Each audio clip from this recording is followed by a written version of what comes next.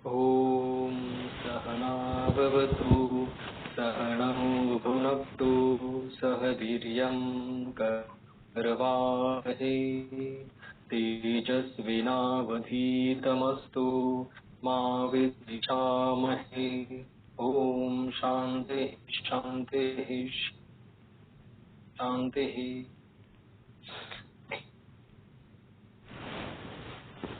ज्वर ज्वर के बारे में थोड़ा विवरण करेंगे। अप्लाइड आप सभी का Mangesh P Desai lifestyle hub से आयोजित अभी जो ट्रू हेल्थ स्टोरीज का दूसरा दिन है उसमें स्वागत है।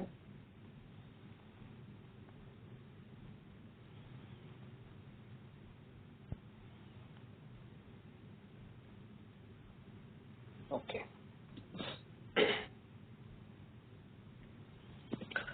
ज्वर जो है, ज्वर में मतलब अगर किसी को कुछ प्रॉपर अगर पहले ही कंसल्टेशन में कुछ निदान इन डिटेल कुछ नहीं हो रहा है, अगर कुछ समझ में नहीं आ रहा है, फिर भी कौन से 3 मेडिसिन है या कौन से कुछ सिलेक्टिव मेडिसिन है जो आप फर्स्ट कंसल्ट शुरू कर सकते हैं, आपको मिलने की संभावना होती है, इसके बारे में मैं पहले बताऊंगा। ज्वर कौन से भी अगर स्वरूप का हो, आपको षडंगोदक सिद्ध जल सबसे पहले शुरू करना है। और ज्वर जो है ये रसवह स्रोतो दुष्टि उसमें प्रधान होती है। तो इसमें रसपाचन जो है, रसपाचक जो है वो आप शुरू कर सकते हैं। मतलब धातुगत ज्वर के जो काढ़े आए हैं उसमें जो रसपाचक है उस वो कलिंग कहा पटोलस्य पत्रम कटुकरोहिणी, ये जो है मतलब इंद्रयो पटोलर कुटकी, ये रसपाचक जो है, ये रसपाचक आप शुरू कर सकते हैं। षडंगोदक रसपाचक ये बता। फिर उन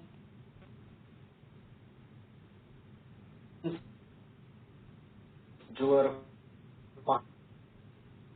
सुधर ही दोष का उसमें है, शुरू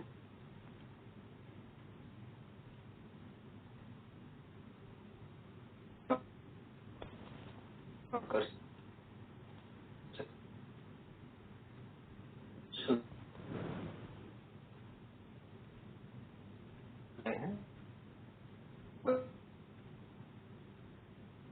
सकते हैं।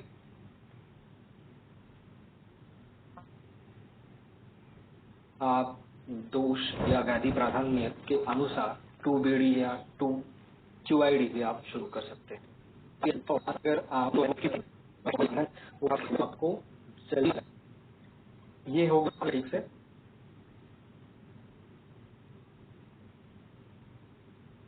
अच्छा, मैं रिपीट करूँ। हाँ,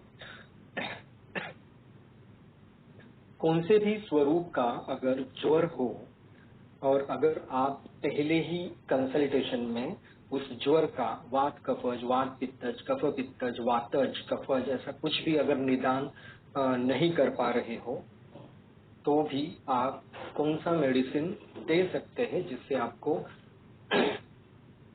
जल्दी आराम मिलना शुरू हो सकता है, इसके बारे में मैं विवरण कर रहा हूँ। तो षडंगोदक सिद्ध जल आपको शुरू करना है और महासुदर्शन घन वटी शुरू करनी है, 2BD या 2QID, या फिर महासुदर्शन काढ़ा शुरू करना है।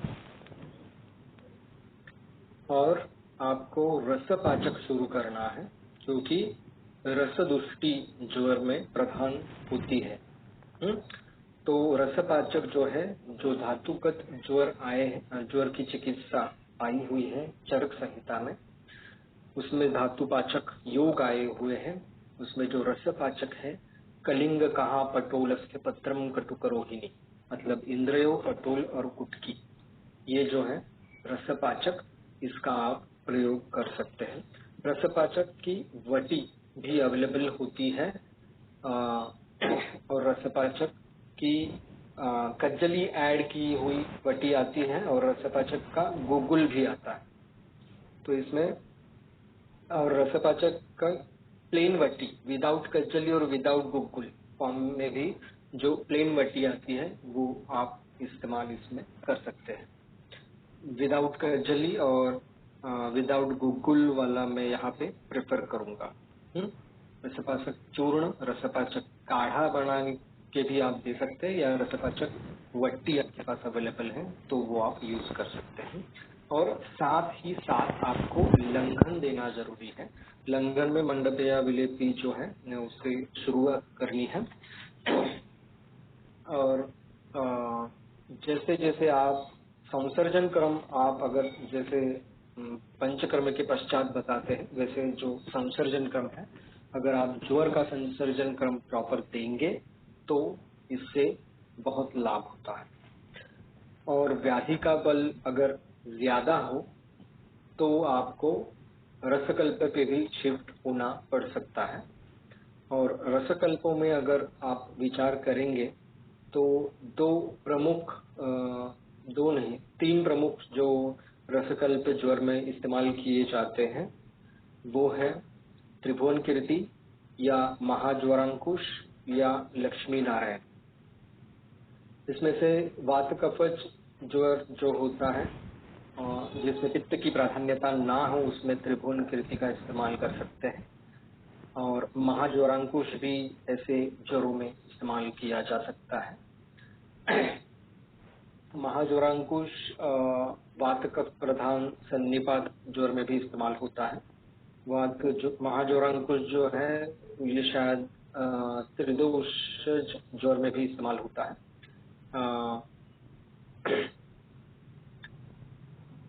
ये जो कल्प है वो कोष्ण जल से इस्तेमाल किए जा सकते हैं या फिर अदरक का रस और खड़ी शक्कर के साथ इस्तेमाल किए जा सकते हैं, या अदरक का रस, तुलसी का रस और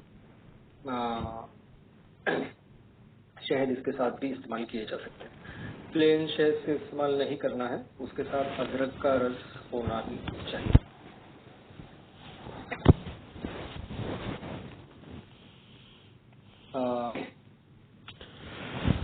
ये जो है मतलब पैरस दवा की जरूरत गिरती है, ऐसे मतलब गिरने के चांसेस होते हैं, उसमें अगर आपको कुछ भी मॉडर्न दवा का इस्तेमाल बिना करके अगर आपको रिजल्ट चाहिए तो आपको फिर त्रिभुवन कीर्ति या महाज्वरांकुश या लक्ष्मी नारायण ऐसे कल्पों पर जाना जरूरी होता है। लक्ष्मी नारायण जो है ये टाइफॉइड की वजह से जो फीवर रहता है उस पर भी अच्छी तरह से काम करता है। फिर पंचभौतिक चिकित्सा में जो है ज्वरघ्न योग और ज्वरहर योग ऐसे दो कल्प आए हुए हैं, उनका इस्तेमाल भी हम व्याधि लक्ष्मी नारायण टंकन गैरिक ऐसा एक योग और महामृत्युंजय रस ऐसा एक योग है। इसमें से एक को ज्वरघ्न और एक को ज्वरहर ऐसा कहा जाता है। ये अभी टिपिकली मेरे पास वो नोट्स नहीं है, मैंने आपको ऐसे ही बता के रखा। बाद में मैं आपको शायद फिर व्हाट्सएप ग्रुप पे या कहीं पे मैं आपको डाल दूंगा ज्वरघ्न योग और ज्वरहर योग के बारे में। इसमें जो महामृत्युंजय रस ऐड किया हुआ जो कॉम्बिनेशन है लक्ष्मी नारायण टंकन गैरिक और महामृत्युंजय रस, तो महामृत्युंजय रस जो है वो जयपाल युक्त कल्प है। तो जब शोधन अपेक्षित होता है, मतलब मल जो है मल के द्वारा दोष बाहर निकल के फीवर कम आए, ऐसा जब विचार अपेक्षित होता है तब हमें ये कॉम्बिनेशन यूज करना होता है।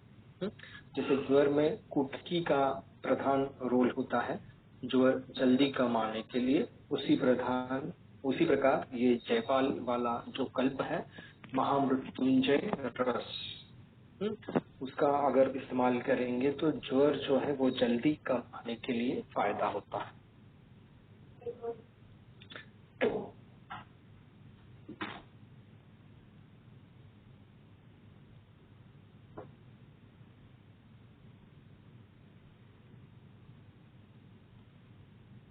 और षडंग पानीय जो है वो एक्चुअली किसी ब्रांड का नहीं आता है, एक ब्रांड है, उसका नाम षडंग पानी का उसको अलग ही नाम है।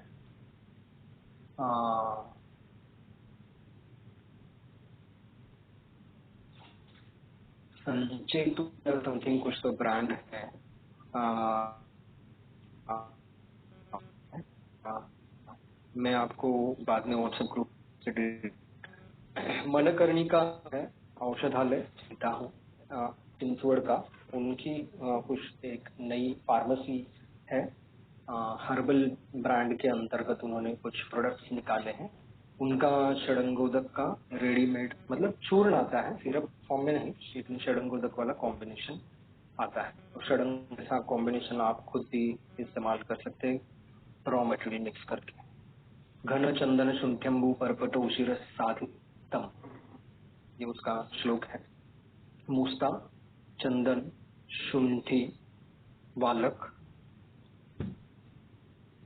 परपटक मतलब पित्त पापड़ा और उशीर, इसका सिद्ध जल षडंगोदक, ये ज्वर का अच्छी तरह से पाचन करता है।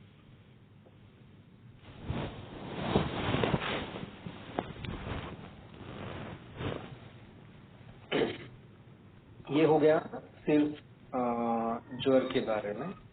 और ज्वर जो है, ज्वर में कभी कभी मतलब ज्वर प्रतिशय का आश्वास, ये जो कंडीशंस है इसमें कभी कभी ऐसी नौबत आती है कि एंटीबायोटिक भी साथ साथ पेशेंट को कभी कभी शुरू करना पड़ता है।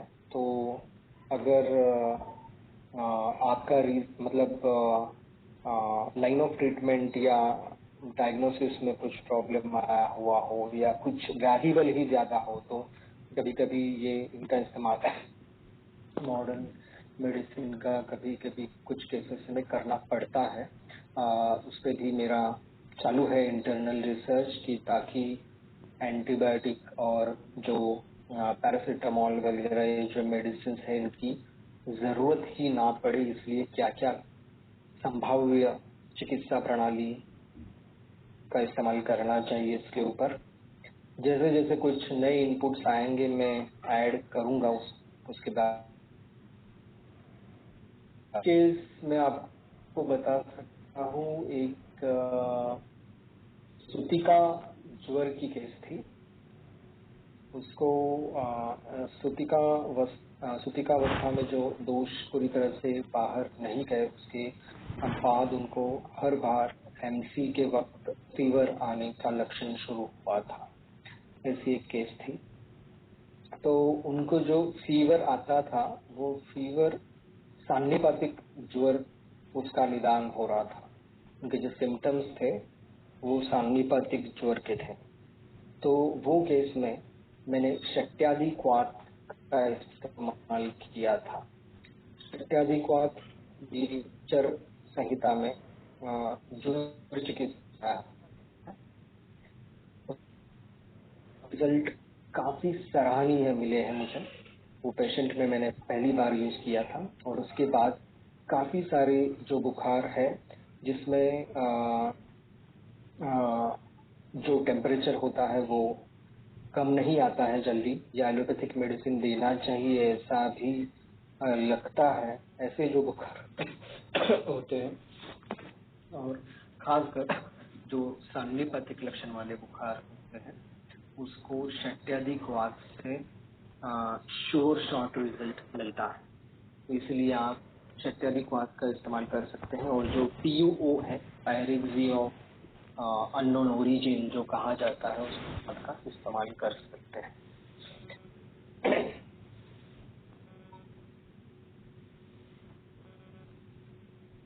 और एक कंडीशन आपको कल बतानी बाकी रह गई। और एक केस मेरे पास थी, उनका एज, एक फीमेल एज अराउंड 35। उनको विटामिन B12 डेफिशिएंसी और HB लो होना, मतलब एनीमिया की उनकी टेंडेंसी है, और उनका एक्सर्शन ज़्यादा होता है, और न्यूक्लियर फैमिली है, और छोटे बच्चे की वजह से बहुत एक्सर्शन होता है, और जो बच्चा है वो काफ़ी मतलब नटखटा टाइप का है। तो जो एक्सर्शन होता है, जो स्ट्रेस होता है, जो नींद का अभाव होता है, इसकी वजह से जो माल न्यूट्रिशन हुआ था उनका, और जो टिपिकल वो ग्लॉसाइटिस या फिर एंगुलर स्टोमेटाइटिस, इसके सिम्टम पहले आके फिर उसके बाद कुछ खांसी और ज्वर के सिम्टम्स जो है वो शुरू हो गए। फिर उन्होंने ट्रीटमेंट ली, एलोपैथी ट्रीटमेंट ली। उसमें कुछ तो एजिथ्रोमाइसिन लिया था, और एक हाँ सिनारिस टैबलेट ली थी। ये कोर्स कुछ दिन किया, और उनको थोड़े दिन आराम हुआ। फिर उसके बाद वापस सिम्टम्स आने लगे। एग्जर्शन के बाद उनको वापस फीवर जैसा फीलिंग होने लगा। तो ये जो केस है उनमें एलोपैथी वालों ने हेल्थ ओके का कुछ एक सैचेट रहता है, वो भी शुरू करने के लिए कहा था। फिर विटामिन C और विटामिन जिंक वाला एक टैबलेट शुरू करने के लिए कहा था।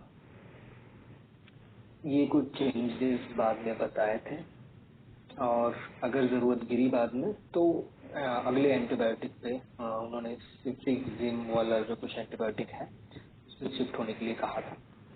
लेकिन ये जो केस है बाद में वो आयुर्वेदिक ट्रीटमेंट उन्होंने प्रेफर की। तो ये जो केस है उसमें हमने रसायन चूर्ण वटी, फिर जीर्ण ज्वर का विचार करके संशमनी वटी शुरू की, और सोमासो प्लस अमृतारिष्ट का जो कॉम्बिनेशन है वो शुरू किया। इससे उनको काफी आराम मिलना शुरू हुआ, क्योंकि जो फीवर जो था उनका वो एक्टिव सॉल्ट ऑफ फीवर नहीं था, अंदरूनी बुखार जो होता है वैसे तरीके से, और लैक ऑफ न्यूट्रिएंट्स होता था, लैक ऑफ इम्यूनिटी की वजह से, इम्यूनिटी की वजह से, इसलिए अमृतारिष्ट चूज किया। और सोमासो जो है वो कफ आसानी से निकले, इसलिए वो उसके साथ कंबाइन किया। फिर इससे काफी अच्छा रिजल्ट पेशेंट को मिला।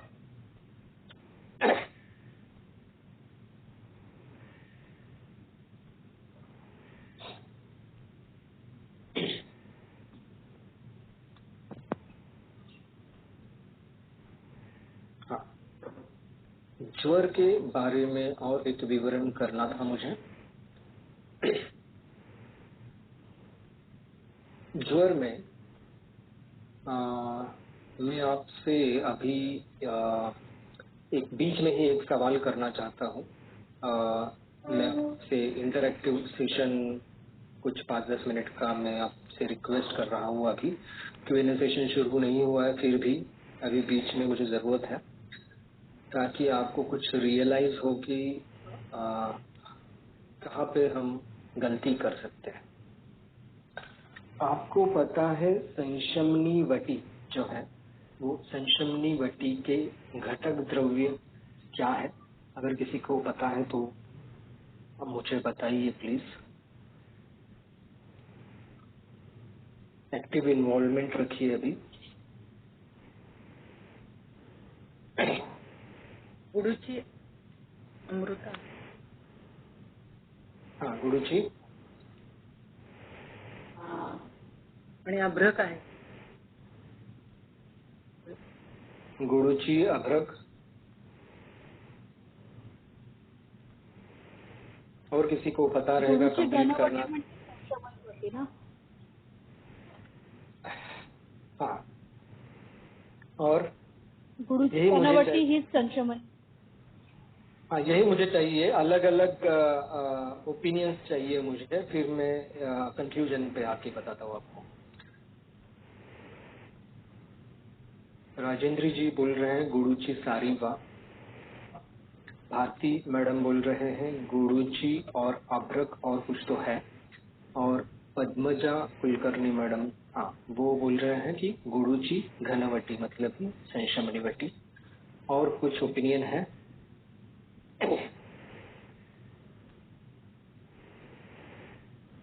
ओके, ठीक है, ये तीन ही ओपिनियन को कंसिडर करूं मैं? ठीक है, मैं आगे बढ़ता हूँ। ओके, गुरुची घनवटी मतलब संशमनी वटी एक्चुअल में वैसा नहीं है, लेकिन मार्केट में जो संशमनी वटी मिलती है उसके अलग अलग पार्ट देखे जाते हैं। जो धूत पापेश्वर की संशमनी वटी है उसमें खाली गुरुची घना है।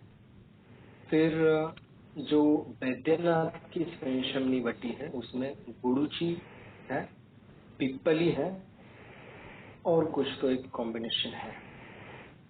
और जो ग्रंथोक्त एक्चुअल संशमनी वटी जो मैं मानता हूँ और मैं यूज करता हूँ, मतलब ये तीनों भी यूज करता हूँ मैं, लेकिन जो एक्चुअल पार्ट है वो गुरुची, अभ्रक, सुवर्णमाक्षिक और लोह, इसका कॉम्बिनेशन है संशमनी वटी।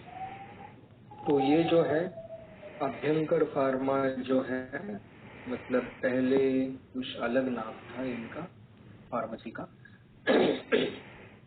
तो अभ्यंकर फार्मा का ये मेडिसिन मिलता है, ये कॉम्बिनेशन गुरुची, अभ्रक, सुवर्णमाक्षिक और लोह। ये जीर्ण ज्वर में हम इस्तेमाल कर सकते हैं। जीर्ण ज्वर में जब निरामावस्था हो या पाचन करने के बाद हम ये रसकल्प वाला जो कॉम्बिनेशन है ये इस्तेमाल कर सकते हैं। और गुरुची घन प्लेन हम भी इस्तेमाल कर सकते हैं, लेकिन मैं प्रेफर करता हूँ अगर त्रिदोषज अवस्था हो तो हम ये गुरुची घन प्लेन वाला भी यूज कर सकते हैं और ये कॉम्बिनेशन गुरुची लोहा प्रक्षुमा भी यूज कर सकते हैं। लेकिन जब सामावस्था दिख रही हो, पूरा पाचन नहीं हुआ ऐसा दिख रहा हो, तो प्लेन गुरुची घन यूज कर सकते हैं। और कफ का अनुबंध हो तो गुरुची विद पिप्पली वाला जो कॉम्बिनेशन है वो यूज कर सकते हैं। लेकिन अगर उसमें पित्त प्रकोप, विकृति ऐसे कुछ हो तो गुरुची के साथ वो पिप्पली वाला जो कॉम्बिनेशन है वो हम नहीं इस्तेमाल कर सकते। और जीर्ण ज्वर में निराम अवस्था आ चुकी हो और धातु को बल देना अपेक्षित हो और हमें रसकल्प का कॉम्बिनेशन चाहिए, तब गुरुची, अभ्रक, लोह और सोमा, सुवर्णमाक्षिक, ये वाला कॉम्बिनेशन चूज करना है। ये आपको ध्यान में रखना जरूरी है। ये अवेलेबल आहे का? आहे ना, गुरुची घन जसं मी म्हटलं, संशमनी वटी म्हणजे गुरुची घन, अशा इक्वेशनचं जे आहे ते धूत पापेश्वरचं, वो धूत पापेश्वर का अवेलेबल है। और जो गुरुची पिप्पली वाला कॉम्बिनेशन है वो बैद्यनाथ का अवेलेबल है। और गुरुची, अभ्रक, लोह, सुवर्णमाक्षिक ये जो है अभ्यंकर फार्मा का अवेलेबल है। और अभ्यंकर फार्मा का अगर आपको नहीं मिल सकता है तो फिर भारद्वाज फार्मेसी का ये कॉम्बिनेशन अवेलेबल है, गुरुची, अभ्रक, लोह और सुवर्णमाक्षिक।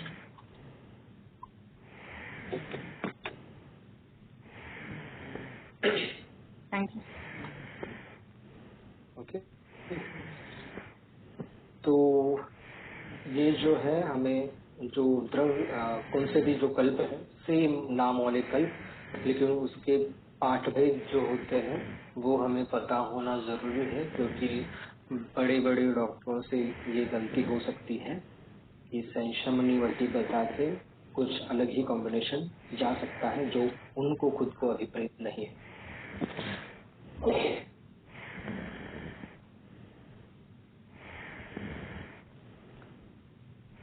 और अमृतारिष्ट जो है वो इंडिविजुअली आप वात पित्त ज्वर में भी इस्तेमाल कर सकते हैं। और जीर्ण ज्वर में जब पित्त का अनुबंध हो तब अमृतारिष्ट का काफी अच्छा रिजल्ट मिलता है।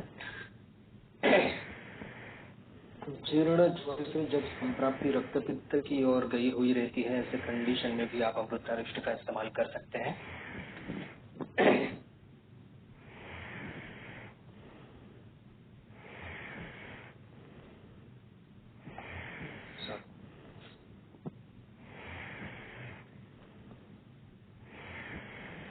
मेरे पास अभी फिलहाल एक केस आई हुई थी। एक अराउंड 37 इयर्स का एक पेशेंट था, मेल पेशेंट। उसमें ब्लीडिंग हो रही थी यूरिन के मार्ग से। मूत्रगत रक्तपित्त मैंने निदान किया था उसमें, और उनको जो लक्षण थे वो यूटीआई के जो लक्षण होते हैं वो लक्षण उनमें थे। लेकिन उन्होंने एक्चुअली एंटीबायोटिक का कोर्स वगैरह सब मिला वगैरह सब किया था, लेकिन फिर भी पूरी तरह से आराम उनको नहीं मिला था। फिर हमने औषधि सिद्ध जल का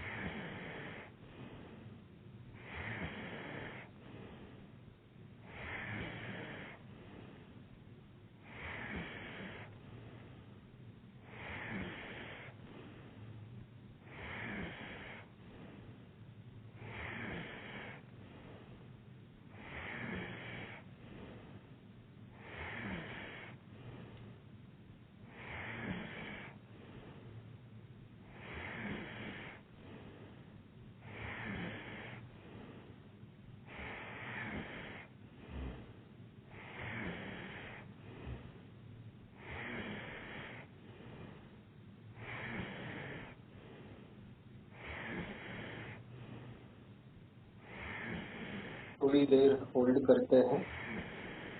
एक्चुअली मेरे यहाँ वाईफाई कनेक्शन पहले से ही आज जा चुका है, फिर मैंने मोबाइल का हॉटस्पॉट शुरू करके कंटिन्यू किया है अपना ये लेक्चर। वॉइस अभी आ रही है वॉइस? ओके।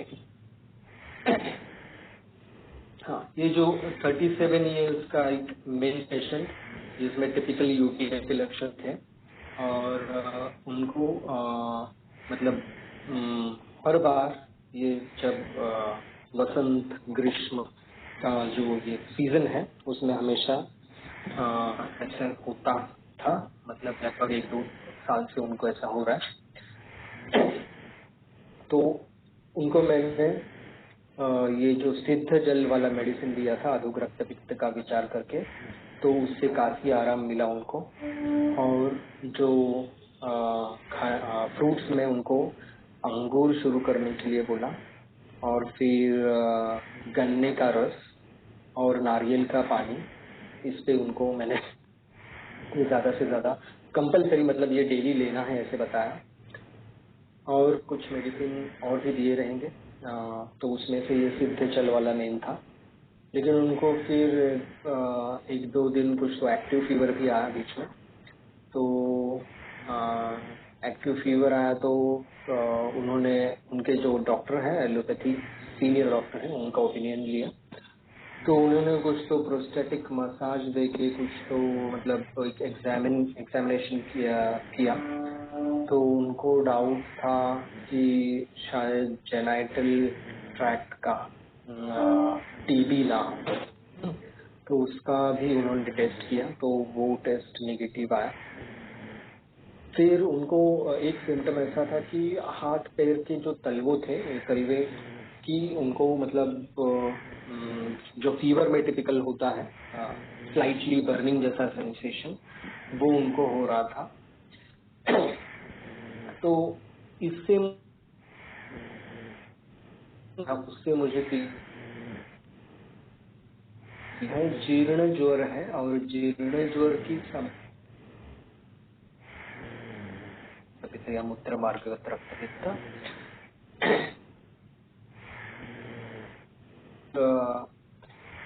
जब जैसे ब्लीडिंग हुआ, ब्लीडिंग से पहले मैंने सिद्ध जल दिया था, फिर ब्लीडिंग हुआ तो उस पे पेशेंट फिर मेंटेन था। और उसके बाद जब जीर्ण ज्वर का विचार आया तो फिर उन्हें मैंने संशमनी वटी शुरू की। फिर इससे पेशेंट में काफी अच्छा रिजल्ट मिलना शुरू हो गया जब मैंने जीर्ण ज्वर के अनुसार संशमनी वटी में पेशेंट में ऐड की। तो ये केस मुझे याद है इसलिए मैंने बताया अभी संशमनी वटी का किस्सा शुरू था।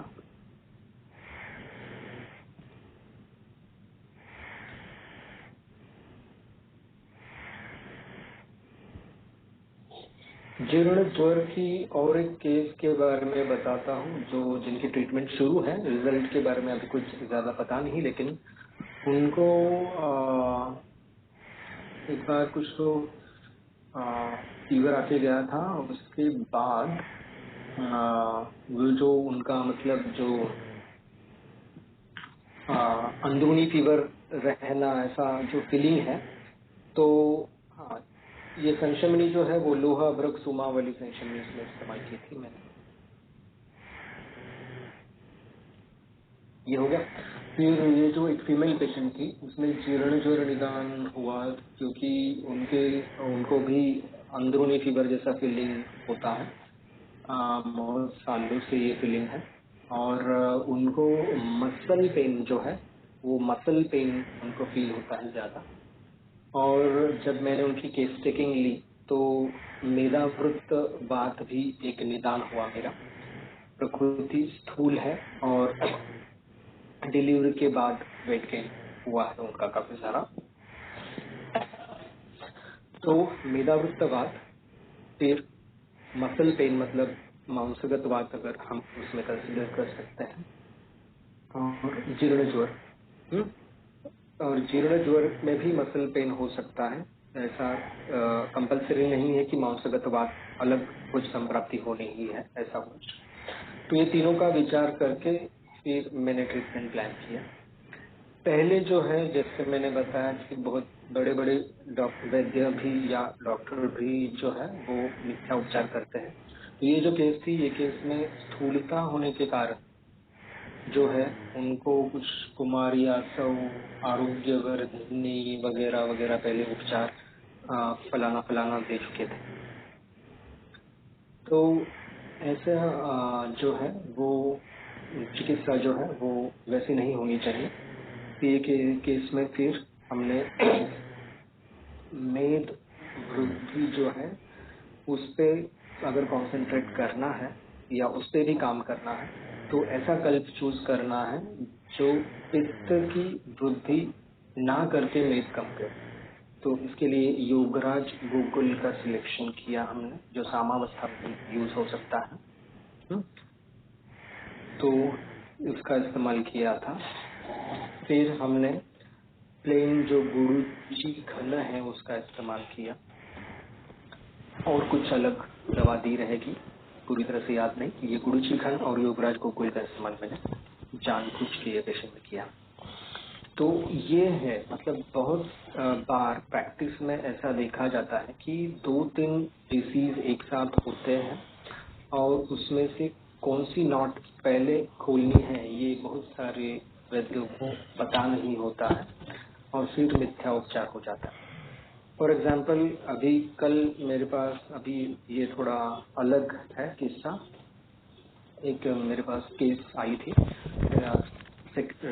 मतलब फॉलो के लिए आई थी। सबसे पहले उनको जो है टंग पे अल्सर जैसे पैचेस टंग पे आए हुए हैं। उनका रीज़न ये निकला था कि उन्होंने जो उनका जो मतलब मसूड़ों की जो ट्रीटमेंट ली थी उन्होंने, कुछ क्या मतलब ये रूट कैनल, हाँ, जो रूट कैनल के ट्रीटमेंट के बाद जो उन्होंने एंटीबायोटिक का कोर्स किया था, उसके बाद में उनको ये टंग पे ऐसे माउथ अल्सर जैसे पैचेस आ गए और उसके लिए उन्होंने काफ़ी सारे ट्रीटमेंट ली। उनको विटामिन B12 डेफिशिएंसी भी मिली, फिर उसके भी कोर्स किए, सब इंजेक्शंस के कोर्स हुए, फिर भी कुछ आराम नहीं। फिर अपने पास आए, फिर हमने आयुर्वेदिक पद्धति से उनकी टेस्ट चेकिंग ली। तो वो टेस्ट चेकिंग में विकृत पित्त का भी विचार हमने किया। एक्चुअली उनको एसिडिटी की कंप्लेंट थी और पाइल्स जैसे कुछ लक्षण, स्थानिक लक्षण वो बता रहे थे, लेकिन गुद मार्ग का परीक्षण अभी तक नहीं हुआ था, मतलब प्रोक्टोस्कोपिक एग्जामिनेशन नहीं हुआ था।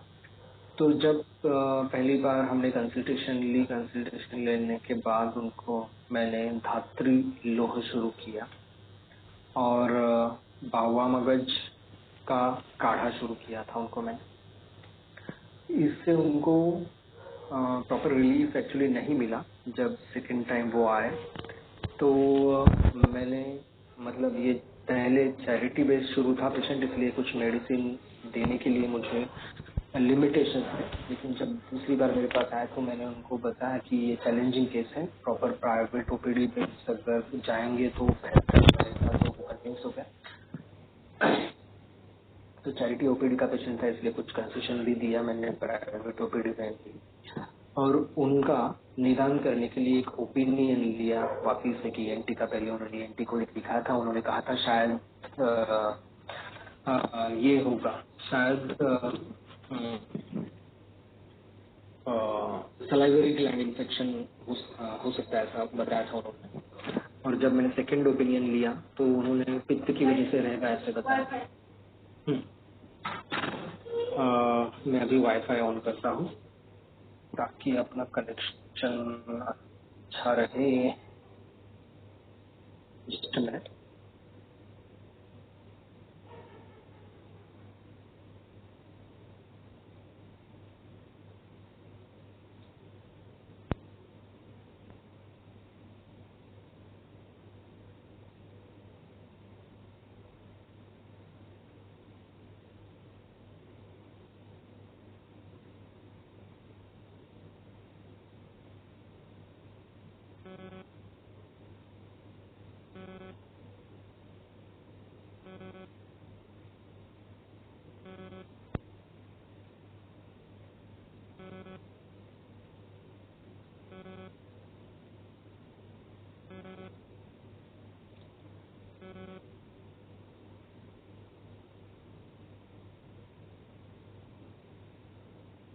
ओके, तो कहाँ तक लगाया था मैं? उनको मैंने, हाँ, फिर जो ENT का ओपिनियन लिया तो उन्होंने कहा कि पित्त की वजह से प्रॉब्लम हो सकता है। तो मैंने प्रिस्क्रिप्शन देखा, वो डॉक्टर ने बताया कि एक्चुअली मैं एंटीबायोटिक कुछ नहीं दिया है बोले, लेकिन फिर भी एंटीबायोटिक था उसमें, लीवोसिड था, कुछ रेनिडॉन था, फिर कॉर्टिकोस्टेरॉइड वाला कुछ क्रीम दिया था, ऐसा था। तो उनको मैंने बोला, पहले ही उनको बोल के रखा था कि आपको खाली डायग्नोसिस, मॉडर्न डायग्नोसिस देखना है, ट्रीटमेंट नहीं लेना है। फिर उनको मैंने मेरे ट्रीटमेंट के लिए कन्विंस किया और फिर उनको आयुर्वेदिक ट्रीटमेंट में अभी देने जा रहा हूँ। तो ये जो केस है, मतलब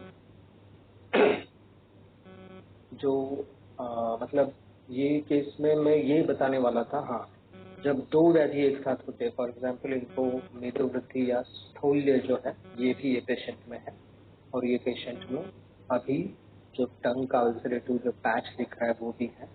और नहीं, जब मैंने वापस कंसल्टिंग ली तो उन्होंने ये भी लक्षण बताया कि जो सब मैंडिबुलर लिम्फ नोड्स है वहाँ पे 2 महीने में एक बार कुछ तो उनको स्वेलिंग आती है, और उनको डॉक्टर ने बताया था कि वो मस्कुलर पेन है करके। तो लेकिन मेरा डाउट है कि वो मस्कुलर पेन नहीं रहेगा, मुझे लग रहा है वो लिम्फ नोड स्वेलिंग होने के चांसेस ज्यादा है। क्योंकि मस्कुलर पेन अगर आप एक साइड से खाना ज्यादा दिनों तक नहीं खा रहे तो वो मसल वीक होकर मस्कुलर पेन हो सकता है, ऐसे उनके डॉक्टर ने कहा था। लेकिन प्रैक्टिकली वो रीजन मुझे कुछ कन्विंसिंग नहीं लगा, क्योंकि मैंने भी काफी ड्यूरेशन के लिए जब टूथ डीके होता है तब मैंने भी एक साइड से खाना नहीं खाया था, तो ऐसा कुछ हो सकता है, ऐसा मुझे नहीं लगा। तो ये जो है पित्त के विचार के साथ साथ अगर सलाइवरी ग्लैंड इन्फेक्शन हो तो उसका भी विचार करके, ये दोनों कंडीशन का विचार साइमल्टेनियसली करके या अलग अलग करके मेडिसिन देखना पड़ता है। तो ये केसेस में पित्त का विचार करके मैंने मेडिसिन दिया था, उसका रिजल्ट नहीं मिला था। अब आगे जाके मैं जो सलाइवरी ग्लैंड इन्फेक्शन है उसका भी विचार करके मेडिसिन दे के देखूंगा, फिर रिजल्ट कैसे आता है ये आपको मैं बता सकता हूँ। लेकिन ऐसे ही एक केस था जिनको कुछ अलग सिम्टम्स थे। उनको क्या होता था, मतलब जो टंग है, टंग में उनको मतलब पूरी तरह से टंग बाहर नहीं आती थी, माउथ पूरी तरह से ओपन नहीं होता था, टंग में मिडल को बर्निंग सेंसेशन था, टंग के जो कॉर्नर से अंदरूनी पीछे की तरफ से वहां पे उनको कुछ खिंचाव महसूस होता था। जो फिर उसके लिए मैंने जब पित्त बढ़ता है तब उनको ऐसी तकलीफ होती थी। और ये सेकंड पेशेंट बता रहा हूँ मैं आपको। और उनको स्वीट जो मधुर खाना है उसकी भी टेस्ट नहीं फील होती थी। तो ऐसा पेशेंट था। शक्कर की भी टेस्ट मीठी नहीं लगती, ऐसा होता था। तो पहली बार मैंने चिकित्सा दी विकृत पित्त का विचार करके, तो उनको प्रॉपर रिजल्ट नहीं मिला था। फिर सेकंड फॉलो के लिए जब आए तो मैंने पूरा ब्रेन स्टॉर्मिंग बोलते हैं ना, वो करके फिर मैंने मुखरोग करके निदान किया और मुखपात का विचार किया। तो जो मुखरोग है, ऐसे थोड़ा ब्रॉड टर्मिनोलॉजी में ही मैंने पहले रखा, क्योंकि टिपिकल सिर्फ मुखपात ऐसा नहीं बोल सकता था मैं, क्योंकि उनके जो म्यूकोसा था उनका, वो म्यूकोसा में वाइटिश इरेगुलर शेप के वाइटिश मार्किंग थे अंदर, दोनों म्यूकोसा में अंदर की तरफ। तो उनको भी मैंने क्या किया, बाद में मैंने जब मुखरोग निदान किया तो गंडूश कवल का मेडिसिन दिया, फिर पेट में से कुछ मुखरोग में से एक कॉम्बिनेशन दिया, अष्टांग हृदय में से सप्तपर्णादि क्वाथ करके वो दिया, और खदीरादि वटी शुरू की है पेशेंट में, पोरबीड़ी खदीरादि वटी ऐसी शुरू की। तो इससे उनको काफी अच्छा रिजल्ट मिलने लगा। और ये शुरू करने से पहले मैंने उनकी एक मॉडर्न से ENT से ओपिनियन लिया था, तो उन्होंने कहा कि ये सलाइवरी ग्लैंड इन्फेक्शन की केस। जब मैंने उनको कहा कि कुछ एंटीबायोटिक वगैरह का कोर्स मत करो, मैं मेरी दवा शुरू करता हूँ। तो एंटीबायोटिक को भी रिप्लेस करना था मुझे, रिजल्ट देना था अच्छे तौर पे। तो मैंने ये पेशेंट में एक नया विचार किया, उनको मैंने सूक्ष्म त्रिफला यूज की, और उसके साथ साथ बोधक कफ पे काम करने के लिए मैंने रसपाचक का इस्तेमाल किया, जो लिम्फ नोड थे उन पे भी काम होना चाहिए थे ये सोच के, और जो सलाइवरी ग्लैंड है उस पे काम करने के लिए। और सूक्ष्म त्रिफला, रसपाचक और गंधक रसायन, मैंने ऐसा ये कॉम्बिनेशन दिया जो एंटीबायोटिक को रिप्लेस कर सके। तो उनको ड्रास्टिक रिजल्ट मिलना शुरू हो गया, ये मेडिसिन जब से मैंने शुरू तब से। तो ये जो है, मतलब अपना अगर निदान परफेक्ट हो और ड्रग सिलेक्शन अगर परफेक्ट हो तो अच्छी तरह से रिजल्ट मिलता है। इस पेशेंट में फिर आगे जाके कुछ माइन्यूट चेंजेस करने पड़े, स्ट्रेस फैक्टर की वजह से भी ये उनका वर्सन हो रहा था। कभी कभी एपिसोड एसिडिटी जब बढ़ती थी स्ट्रेस फैक्टर की वजह से, नींद डिस्टर्ब होती थी तब, तो फिर मैंने उनको जटामांसी युक्त कुछ मेडिसिन पार्ट के तौर पर दिया, तो उससे भी काफ़ी अच्छा रिजल्ट मिला। तो ये जो है, इस तरीके से हमें चिकित्सा करनी पड़ती है।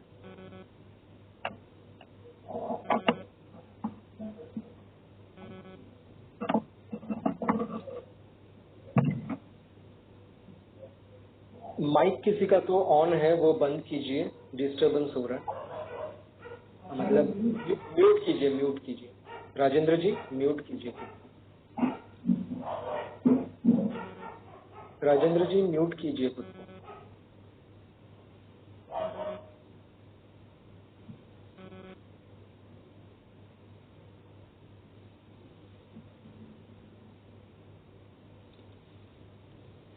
सब सब लोगों ने अपना माइक म्यूट रखना है।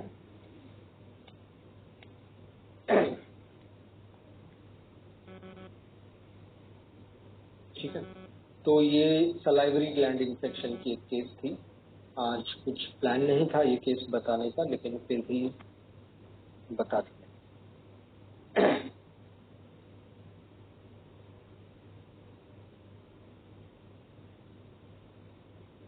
तो ज्वर का और कुछ पॉइंट बताना बाकी है क्या, मैं देखता हूँ।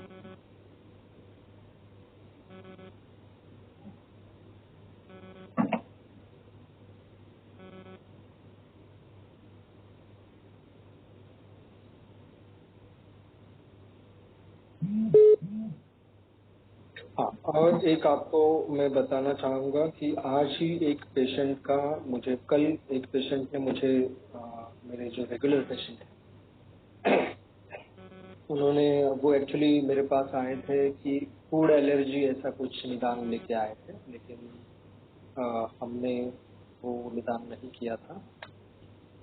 हमारा निदान कुछ अलग निकला। उनके चेहरे पे रैशेस आते थे,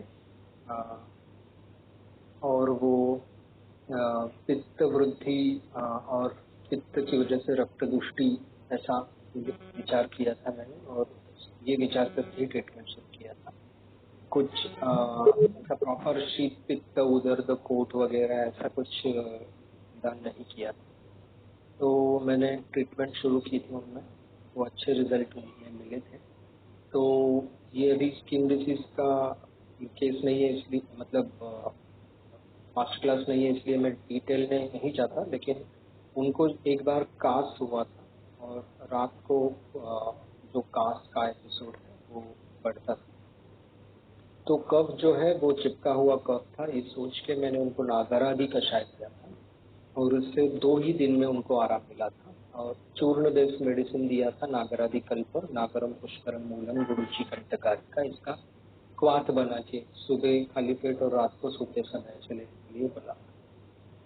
तो खाली 2 दिन में ही उनको काफी अच्छा रिजल्ट मिला था। और अभी उनको बादल आने के बाद, अभी जो सीजन में ये जो दिख रहा है, दूरबीन जैसा कुछ दिख रहा है, तो उनको वापिस जैसे कास शुरू हुआ। तो उन्होंने मुझे बोला, डॉक्टर पिछली बार आपने कौन सी दवा दी थी, वो दवा बाहर मिल सकती है क्या? तो मैंने उनको बोला नागरादि कषाय उसकी फार्मेसी का मिलेगा, सिरप मिलेगा, नहीं तो टैबलेट मिलता है क्या, देखो कैसे लेना वो भी बता। फिर वो उनके उसके बाद ये कल डिस्कशन हुआ। फिर सुबह वो बोले कि आपने चूर्ण बेस्ड मेडिसिन दिया था काढ़ा बना के लेने के लिए, तो वही दे दो, मैं आ रहा हूँ आज, मुंबई से पुणे में आ रहा हूँ, तो मैं वो मेडिसिन ले लूँ।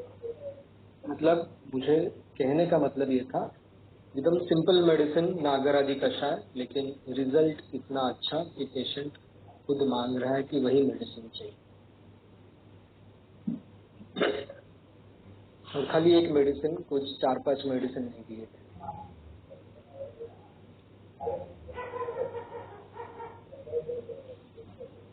किसी ने तो माइक ऑन रखा है। राजेंद्र जी आपका माइक ऑन है, खुद को म्यूट कीजिए।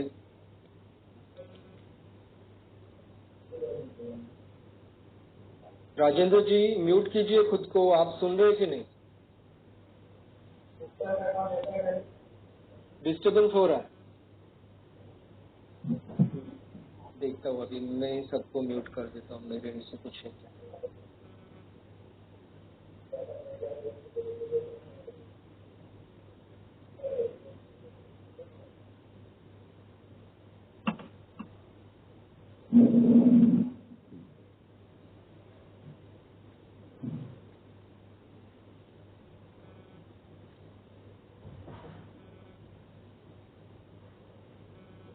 Just a minute.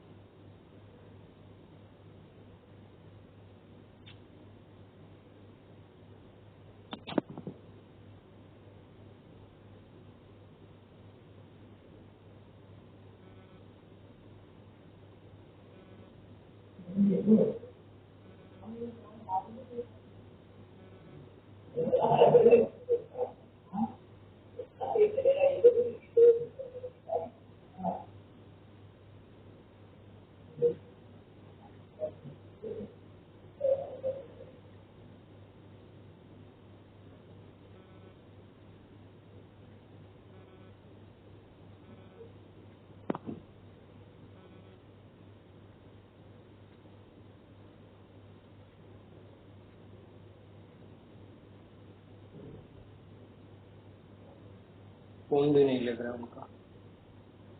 ठीक है, बढ़ते आगे।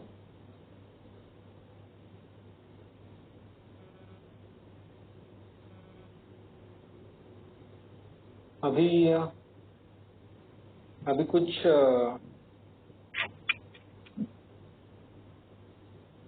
कुछ डाउट्स रहेंगे तो पूछिए, Q&A सेशन शुरू करते हैं।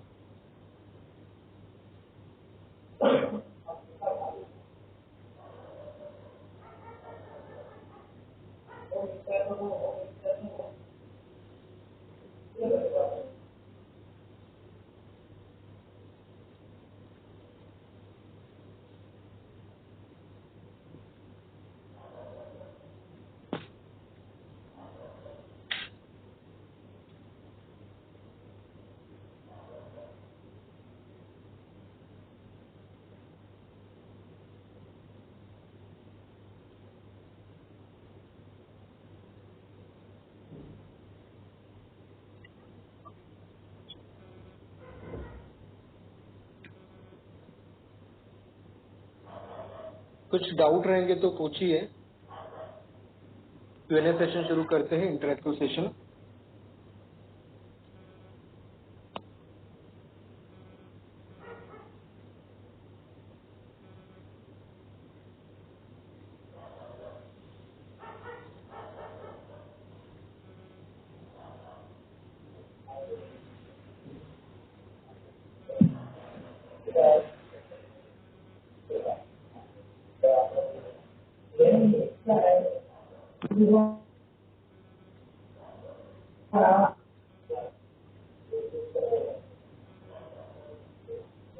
राजेंद्र जो फोन भी नहीं उठा रहे और सब डिस्टरबेंस बढ़ा के रखा है उन्होंने।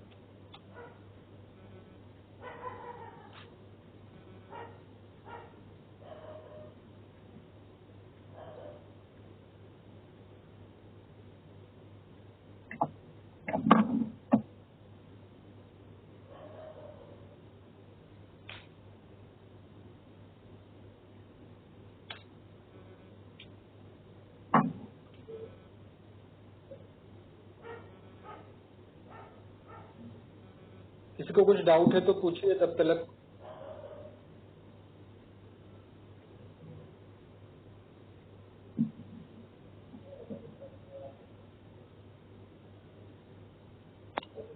सर वो जो पहली वाली केस की धात्रिलो आपने दिया था, उसमें हम गंडूश लोकल ट्रीटमेंट कुछ नहीं दे सकते थे क्या?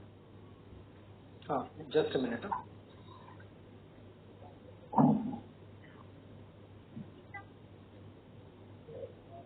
हाँ, एक्चुअली लोकल ट्रीटमेंट में अभी उनको शुरू करने वाला हूँ। गंडूश वगैरह वो सब अभी मैं देने वाला हूँ।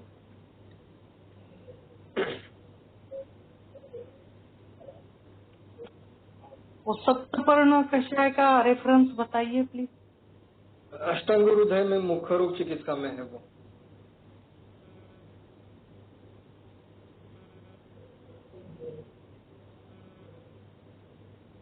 बड़ा कॉम्बिनेशन है, अभी याद नहीं है मुझे, आपको मिल जाएगा, लेकिन अष्टांग हृदय मुख्य रूप चिकित्सा उत्तर तंत्र में आया है वो। तो आप क्या हमेशा वो सब द्रव्यों का कॉम्बिनेशन भरड़ फॉर्म में करके पेशेंट को देते हैं? चूर्ण चूर्ण फॉर्म। चूर्ण फॉर्म।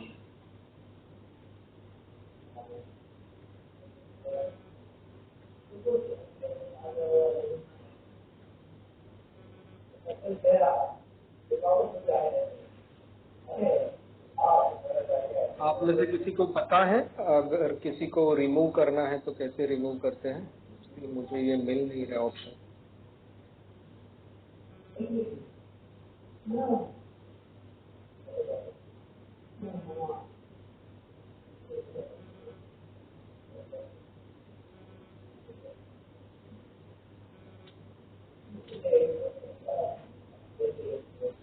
ठीक है, सवाल पूछते रहिए, कुछ ऑप्शन नहीं है अभी अपने पास।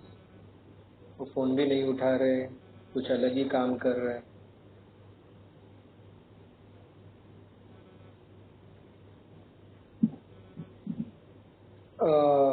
मास्टर क्लास में अपनी इन्वॉल्वमेंट बढ़ाइए, ज्यादा से ज्यादा लोग सवाल पूछेंगे तो अच्छा रहेगा।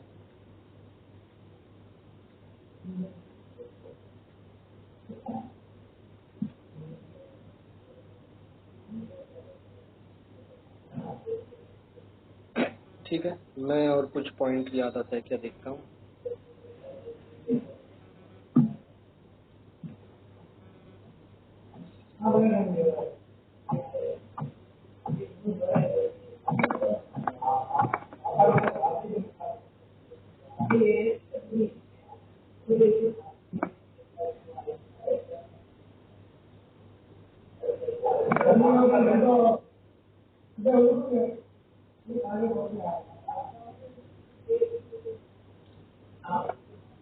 हाँ, पूरा पूरा राजेंद्र जी ने आज पूरा वॉइस क्वालिटी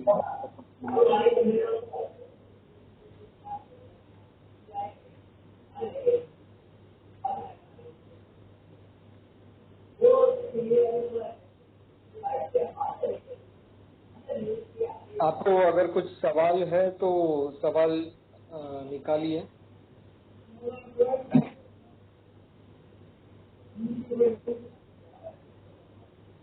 अगर वॉइस का इशू ज्यादा लग रहा है और रिकॉर्डिंग में काफी सारा आपको डिस्टर्ब लगने वाला है तो कुछ वापिस Q&A सेशन के लिए मैं अगला लिंक डेवलप करके भेजूं,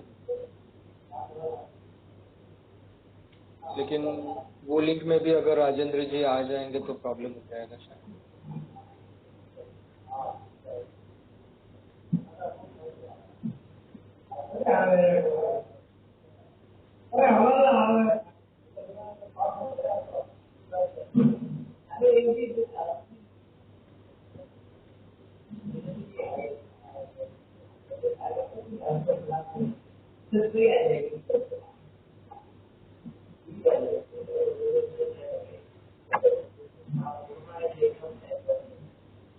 कुछ डाउट नहीं है क्या आज किसी को?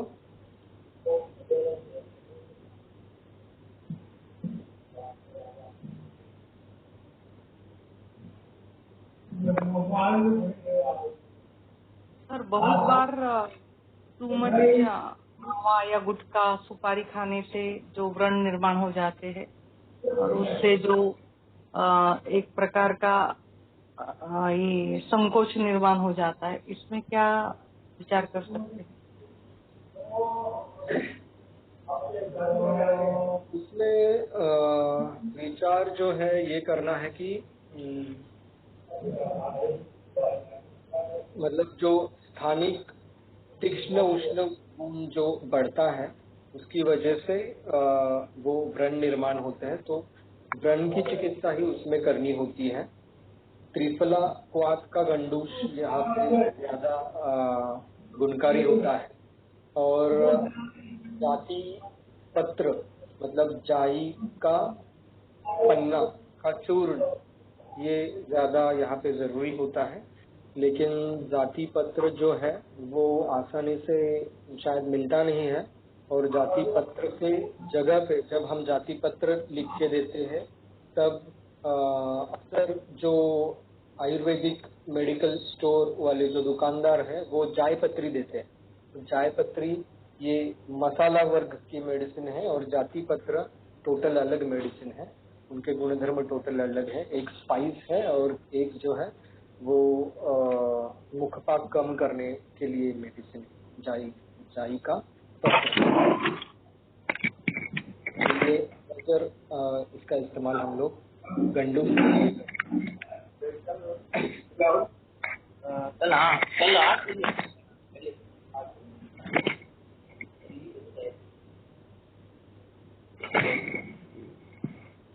राजेंद्र जी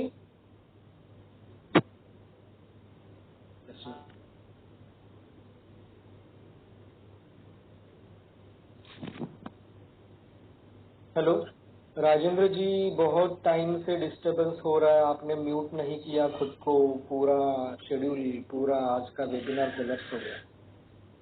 म्यूट कीजिए ना, आप म्यूट ना करके किसी से बातें करते बैठे हैं।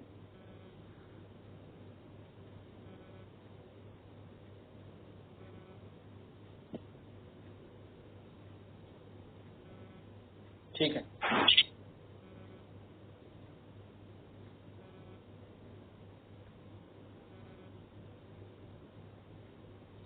या म्यूट हाँ सर।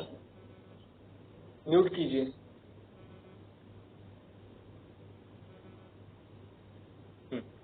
बोलिए। हाँ भारती मैडम,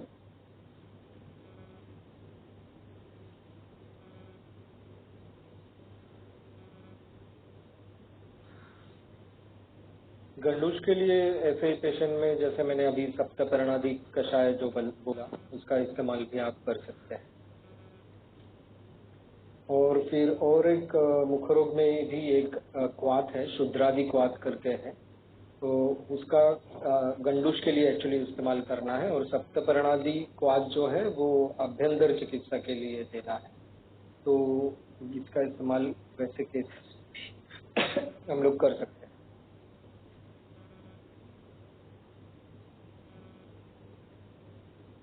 जो गुटखा वगैरह का इस्तेमाल करने की वजह से जो व्रण हुआ है ना, ऐसे cases.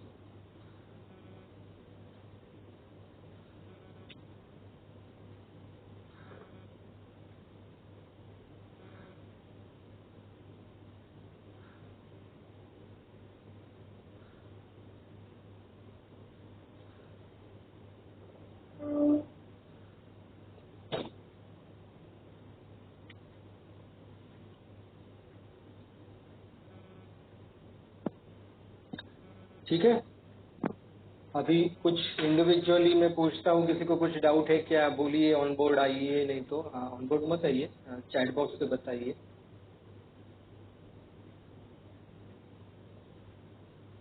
Doctor Archana, doctor Padmaja, doctor Sachin, doctor Vandana, कुछ डाउट है तो पूछिए। Q&A सेशन है, इंटरैक्टिव सेशन है, इसका इम्पोर्टेंस काफी ज्यादा है। 15 मिनट्स अपने पास है, अगर एक्टिवली कुछ सवाल पूछे जाएंगे तो और मास्टर क्लास में थोड़ी रंगत आएगी।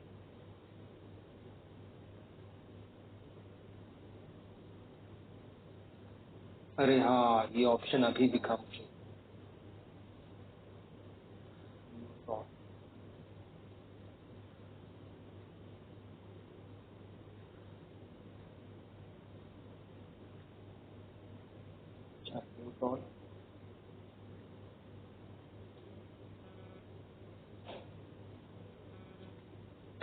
ठीक है,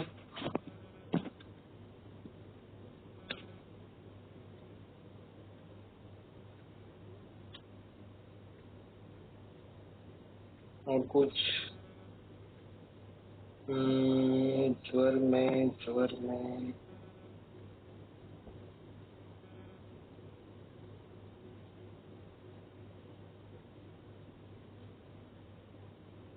और ये एक बताना था कि चंद्रकला जो है वो जब जो ये जो केस है मैंने जो अधोग रक्तपित्त की बताई, उसमें अगर फीवर आ रहा है वो फीवर अगर जीर्ण ज्वर जैसा हो तब ठीक है, लेकिन जब एक्टिव फीवर आता है तो चंद्रकला जो है वो ऐसी कंडीशन में आपको रोकनी पड़ सकती है अगर सामावस्था वगैरह अगर कुछ दिख रही है आपको तो, नहीं तो फिर आप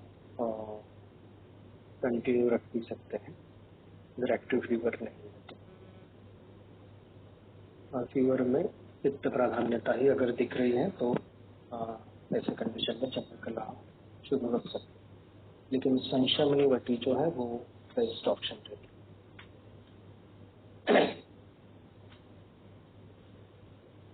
सर बहुत बार घर के इनिशियल स्टेज में या फिर बहुत लोग ऐसे कंप्लेन करते हैं कि ज्वर नहीं है बट हाथ पैर बहुत गरम गरम लगते हैं, तो ये ज्वर ही है या पित्त प्रधानता की वजह से है? एक्चुअली कैसा है, हाथ पैर गर्म फील होना ये उसके साथ साथ जब आपको थोड़ा वीकनेस फील होता है या पेशेंट को समझ में आता है, क्योंकि पेशेंट बोलता है कि अंदरूनी बुखार जैसा मुझे लग रहा है, या फिर अगर पेशेंट को समझ में नहीं आ रहा है और सिर्फ हाथ पैर गर्म लग रहे हैं और लेकिन उसके साथ साथ एसोसिएटेड उनको वीकनेस नहीं आ रहा है या बदन दर्द नहीं आ रहा है, तो ये पित्त की वजह से होता है। और वीकनेस और बदन दर्द उसके साथ साथ अगर हो तो ये जीर्ण ज्वर की वजह से हो सकता है या ज्वर की पूर्व रूपावस्था के तौर पर ये हो सकता है। तो अगर अपना डायग्नोसिस ज्वर की पूर्व रूपावस्था की और अगर जा रहा है तो हमें गुडुचि घन जो प्लेन वाला है, गुडुचि घन मतलब संशमनी वटी जिसमें प्लेन गुडुचि घन है वो यूज कर सकते हैं। और अगर पित्त वृद्धि की वजह से वो लक्षण है तो पित्त का विचार करके हमें चिकित्सा देनी पड़ती है, क्योंकि रक्त धातु की जो सारता है वो पाम और फूट मतलब जो सोल रीजन है वहाँ पे वो रक्तसार भाग होता है। तो इसीलिए अगर जब पित्त बढ़ता है शरीर में तो रक्तसार जो अवयव है वहाँ पे उसका रिफ्लेक्शन दिखता है अपने को, तो इसलिए पित्त वृद्धि होने के बाद जैसा दिखता है, इसलिए वो पित्त शमन और रक्त प्रसादन चिकित्सा उनमें करनी जरूरी होती है। उनमें आप जिंगी चार्दी का इस्तेमाल कर सकते हैं, मतलब सारिवा मंजिष्ठा फांट का इस्तेमाल कर सकते हैं अगर वो पित्त वृद्धि और रक्त दुष्टि की वजह से है तो। और अगर ज्वर है तो गुडुचि घन प्लेन वाला। और सर मेरा और दूसरा क्वेश्चन कि जैसे ओके ओके और सर मेरा दूसरा क्वेश्चन है कि जैसे बच्चे जो रहते हैं, आई मीन मेरे बेटी का देखती हूँ कि विदाउट रीजन कभी कभी उनको फीवर आता है, माइट भी जब वो किसी बच्चों के साथ खेलने जाते हैं या फिर स्कूल में जाते हैं तो बहुत बार वहाँ से वो फीवर उनको कैच होता है। तो ऐसे बच्चों को कैसे स्टार्ट करें, क्योंकि उनमें तो आशा अरिष्ट ऐसे पैलेटेबिलिटी भी इशू रहता है और बहुत बार पीसीएम और ये देने से या एंटीबायोटिक बार बार पेडियाट्रिशियन के पास जाते हो तो एंटीबायोटिक दे देते हैं, फिर वो रेजिस्टेंट का भी डर लगता है, तो कैसे आई मीन करना चाहिए? उम्र कितनी है? 4 4 years। तो एक्चुअली क्या है कि ऐसे कंडीशन में हम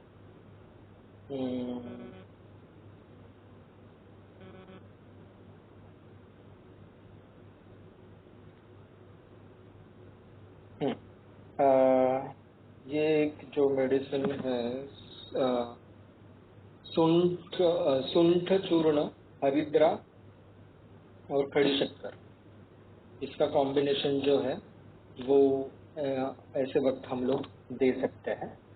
सर्दी जुकाम की जो फ्रीक्वेंट टेंडेंसी या कुछ इन्फेक्शन पकड़ने की टेंडेंसी होती है, तो हम ये कॉम्बिनेशन दे सकते हैं। जैसे आपने खुद देखा होगा, सुंठ और खड़ी शक्कर का जो मिश्रण रहता है वो काफी पैलेटिव रहता है और उससे कुछ प्रॉब्लम नहीं लगता। और ये कॉम्बिनेशन में कुछ थोड़ा हल्दी मिलाया जाए तो उसका रिजल्ट और बूस्ट होता है। अक्सर मेरे बेटे में भी ये यूज करता हूँ। और कभी कभी जैसे अभी फॉर एग्जांपल मुझे ही कुछ वायरल फीवर जैसे सिम्टम आए थे, वाइफ को भी आए थे, पहले वाइफ को आया फिर मुझे आए, तो मैंने तुरंत कुमारियासो नंबर 3, मेरा बेटा अभी 3.25 साल का है, तो उसको मैंने कुमारियासो number 3 2.5 ml twice with equal quantity of lukewarm water शुरू कर दिया ताकि उसको वो इन्फेक्शन स्प्रेड ना। तो ऐसे कुछ मेडिसिन है जो कम उम्र में भी यूज किए जा सकते हैं। और सर मुझे और एक पूछना है कि जैसे मॉडर्न साइंस में डेंगू या टाइफाइड इनको फीवर के इसमें ही इंक्लूड किया है कि फीवर इसका फर्स्ट सिम्टम रहता है, बट अगर उसकी यानी इटियोलॉजी वाइज अगर हम सोचते हैं तो टाइफाइड वैसे इंटेस्टिनल ज्यादा उसका इन्वॉल्वमेंट रहता है, तो टाइफाइड और डेंगू का कैसा ट्रीटमेंट का ये करेंगे, वायरल फीवर का भी साथ में? Viral fever, dengue and typhoid. Actually क्या है, टाइफाइड जो है वो टाइफाइड में मतलब वो ज्वर में जो सन्निपातज ज्वर के टाइप्स है उसमें शायद टाइफाइड का जो मतलब Ayurveda comparison point of view जो है आंतरिक ज्वर किया जाता है टाइफाइड। तो टाइफाइड में लक्ष्मी नारायण जो रस है उसका रोल रहता है ज्यादा, तो मेन ड्रग ऑफ चॉइस है लक्ष्मी नारायण। और फिर डेंगू के बारे में अगर सोचा जाए तो डेंगू में जयमंगल रस का काफी अच्छा रिजल्ट मिलता है। ये प्रैक्टिकली मैंने देखा है, मेरे एक फ्रेंड है, उन्होंने काफी डेंगू के पेशेंट्स में जयमंगल रस का इस्तेमाल किया। तो अपना जो मतलब रिजल्ट मतलब जो मॉडर्न डायग्नोसिस कुछ भी हो, लेकिन उसको अगर आयुर्वेदिक निदान में अगर हम प्रॉपर बिठाएंगे तो उसकी जो दवा निकलेगी उससे ही उनको रिजल्ट मिलता है। फॉर एग्जांपल मेरा एक पेशेंट था जिनको ज्वर था और उनको वोमिटिंग होती थी और हेडेक था और फीवर विथ चिल्स था। तो उनको मैंने सिम्टम वाइज देखेंगे तो कुछ वात पित्त ज्वर कुछ तो मैंने निदान किया था और सामावस्था थी। तो मैंने खाली उनको क्या दिया था, षडंगोदक सिद्ध जल दिया था और सूत शेखर दिया था। पहले मैंने 2 बेड़ी अदरक का रस और खड़ी शक्कर के साथ दिया था। तो उनको जो है मतलब हेडेक और जो फीवर जैसा लग रहा था, फीवर था उनको आ रहा था, तो उसको प्रॉपर उतना रिजल्ट नहीं मिला। तो मैंने क्या किया, एक बार मुझे पता चला, मैं कुछ दवा लेने गया था उनके पास, वो मेरे पहचान के थे।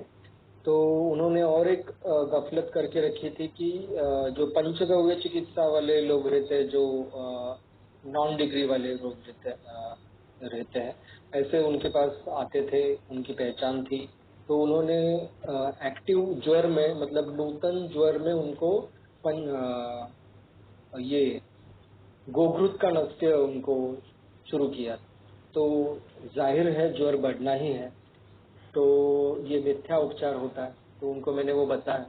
और उनको दोष की उत्क्लेशावस्था आई थी जब मैं मिला तब, तो फीवर भी था और वोमिटिंग सेंसेशन था।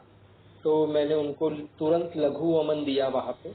लघु वमन देने के बाद मैंने उनको सूत शेखर जो है वो 2-2 गोली हर 2 घंटे बाद अदरक का रस और खड़ी शक्कर के साथ ऐसे देने के लिए बोली, उस दिन के लिए और दूसरे दिन के लिए ऐसा।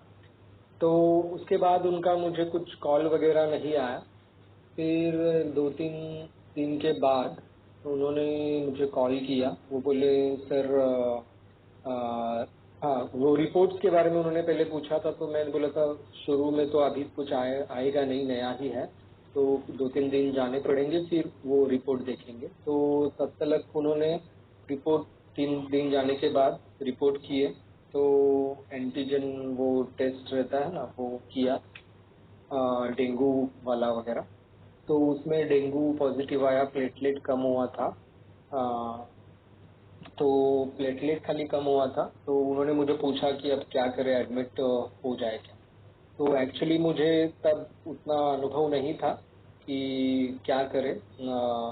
तो मैंने बोला ठीक है, एडमिट हो सकते हैं आप अगर चाहिए तो एडमिट हो गए वो। और फिर कुछ दिन बाद मैं वापस गया, तो मैंने उनसे पूछा कि क्या हुआ, कैसे कैसे हुआ सिनेरियो। तो उन्होंने बोला कि मेरा हेडेक और जो फीवर था वो पूरा क्योर हो चुका था आपके ट्रीटमेंट से। खाली मेरा टेस्ट जो है डेंगू का वो पॉजिटिव आया था खाली, और मुझे सिम्टम कुछ नहीं थे, खाली प्लेटलेट कम हुआ था, इसलिए मैं घबरा गया था और मैं एडमिट। मतलब इससे मैं आपको ये बताना चाहता हूँ कि मेरे भी समझ में आ गया कि डेंगू भी अपने आयुर्वेदिक अगर निदान अपना परफेक्ट है, ड्रग सिलेक्शन प्रॉपर है, तो वो ट्रीट हो सकता है। और सिर्फ प्लेटलेट बढ़ाने का जो काम रहता है, अगर एक्टिव फीवर वगैरह सब सबसाइड हो गया हो, हेडेक वगैरह सब सिम्टम सबसाइड हो गए हो, तो वो बढ़ाना तो वो आसान रहता है। उसमें गुड़ुची और पपया लीव्स वगैरह ये जो है, इनका कुछ कॉम्बिनेशन वाले कुछ मेडिसिन यूज करेंगे तो रिजल्ट अच्छे मिलते हैं। या गुड़ुची, बिल्व पत्र और तुलसी का जो सोरस है, इसका भी इस्तेमाल करेंगे तो भी रिजल्ट अच्छे मिलते हैं। तो ये मेरा एक केस था, सो कॉल्ड, जो मुझे लेट पता चला। मतलब दवा शुरू में ही शुरू की थी, और पहले दिन तो कुछ रिपोर्ट्स करते नहीं है, तो चौथे दिन उन्होंने रिपोर्ट किए थे। तो डेंगू भी ट्रीट हो सकता है, इससे मुझे पता चला। ये मेरा पर्सनल एक्सपीरियंस। और मेरे एक फ्रेंड ने काफी जयमंगल रस से डेंगू के पेशेंट्स को ट्रीट किया हुआ था। ये दूसरे के रेफरेंस का जो एक्सपीरियंस है वो मैं बताता सर यानी रसों के साथ अपने को वो षडंग पानीय और महासुदर्शन घनवटी और ये जो बेसिक है वो अपने को देना ही है इनके साथ। हूँ। नहीं, उनको मैंने षडंगोदक दिया था और सूचशेखर, ये 2 ही मेडिसिन यूज किया था। महासुदर्शन घन जो है ना, वो हर बार देना ही चाहिए ऐसा कुछ नहीं है। सूचशेखर तो ज्वर में भी काम करता है। तो मेरा डायग्नोसिस परफेक्ट था, ड्रग सिलेक्शन सूचशेखर से ही काम होने वाला है मुझे पता था, इसलिए मैंने सूचशेखर ही यूज किया था, सूचशेखर और षडंगोदक। और सर एक बार वायरल फीवर का बताइए ना, क्योंकि मैक्सिमम क्या होता है, यानी मैंने जो देखा था अपने इंटर्नशिप और इसमें यानी पेशेंट बहुत सारे इन्वेस्टिगेशन कराते हैं, कुछ नहीं रहता है, एंड फिर फाइनल डायग्नोसिस सभी डॉक्टर्स वायरल फीवर कर देते हैं। तो ऐसे इसमें आयुर्वेदिक व्यू से हम लोग कैसे उसका ट्रीटमेंट करेंगे? वायरल फीवर जो है ना, उसका जैसे मैंने कहा, जो दोषज ज्वर है, कुछ भी हो, वात कफत ज्वर वगैरह, ऐसे ही निदान उसका होता है। तो वो निदान हमें करना है। और इसमें जैसे मैंने कहा, रसपाचक और षडंगोदक और महासुदर्शन काढ़ा जो है, इससे ही काफी टाइम में उसको रिजल्ट मिलता है। और अगर कुछ ये फॉर एग्जांपल शरद ऋतु वगैरह ऐसी कंडीशन, शरद ऋतु का जब वो क्या बोलते हैं उसको आता है, तब का जो ऋतु संधि काल रहता है, ऐसे वक्त में खाली जो वायरल फीवर आता है उसमें पित्त का विचार हमें करना पड़ता है। तो वहाँ पे फिर हमें अमृताष्टक्वाथ या अमृतारिष्ट ऐसे जो कुछ दवा है उनका यूज करना पड़ता है।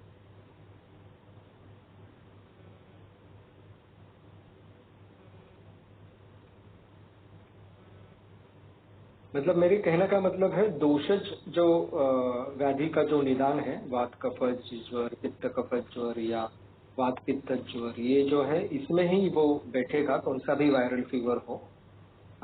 तो उसमें हम उसके अनुसार जो क्वाथ है वो क्वाथ अगर सिलेक्ट करके यूज करेंगे तो उसका रिजल्ट मिलता ही है।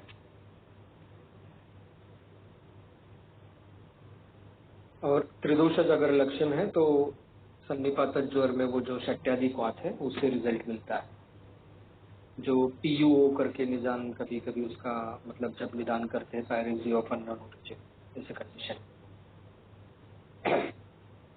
मलेरियल फीवर में कैसे? जैसे हम लोग अभी प्रैक्टिस तो हमने स्टार्ट की नहीं है, तो बहुत सारे ऐसे कॉम्बिनेशंस है या फिर जो मेडिसिन है वो कैसे आई मीन स्टोर करके रखेंगे, उसका आप कुछ हमें गाइडेंस दे सकते हो? अब इतने क्वांटिटी के कुछ हमको फॉर्मुलेशंस भी रखने ही पड़ेंगे ना। हाँ, तो उसके लिए क्या करना है, महासुदर्शन क्वाथ जो है वो आत्वरिष्ट फॉर्म में मिलता है, वो आप रख सकते हैं या प्रिस्क्राइब भी कर सकते हैं। षडंगोदक जो है उसका चूर्ण का जो कॉम्बिनेशन है वो आपको बना के रखना है, ये हमेशा लगने वाली दवा है। फिर हो गया टिपिकल जो नागरादि कषाय जो मैंने बताया ये आपको बना के रखना है, नागरम पुष्करम मूलम गुड़ुचि कंटकारिका, ये बना के रखना है आपको। और इसी में अगर आपको थोड़ा ज्वर पोटेंटली अगर ज्वर आपको कम करना है तो इसी कॉम्बिनेशन में पंचतिक्त किरातिक्त का चूर्ण ऐड करके इसको पंचतिक्त कषाय बन जाता है इसका, तो वो आप पंचतिक्त कषाय भी आप दे सकते हैं। लेकिन पंचतिक्त कषाय आप रेडी करके रखने की जरूरत नहीं है, नागरादि कषाय में ही आप किरातिक्त ऐड करके वो ऑन द स्पॉट भी रेडी करके दे सकते हैं। ये एक हो गया। और जो टिपिकल जो दोषज ज्वर के जो काढ़े रहेंगे वो on the spot he prepare कीजिए, ताकि अगर आप मेडिसिन ज्यादा बना के रखेंगे और वो उतने फ्रीक्वेंटली यूज नहीं होंगे तो आपका चूर्ण का जो इंडिविजुअल स्टॉक है वो कम होके वो फॉर्मूला मेडिसिन में एंगेज हो जाता है। फिर आपको वो इंडिविजुअल चूर्ण खत्म हो जाएगा तो वापस चूर्ण की ऑर्डर देनी पड़ती है, इससे आपका आउटगोइंग बढ़ता है। इसलिए जो फॉर्मूले ज्यादातर इस्तेमाल होने के चांसेस है वही फॉर्मूले उतनी ही मात्रा में, कम से कम मात्रा में बना के रखने।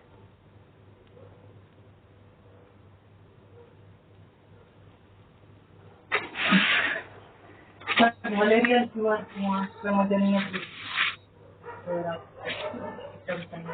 जो हाँ कोरोना का चालू है उसमें कैसे विचार?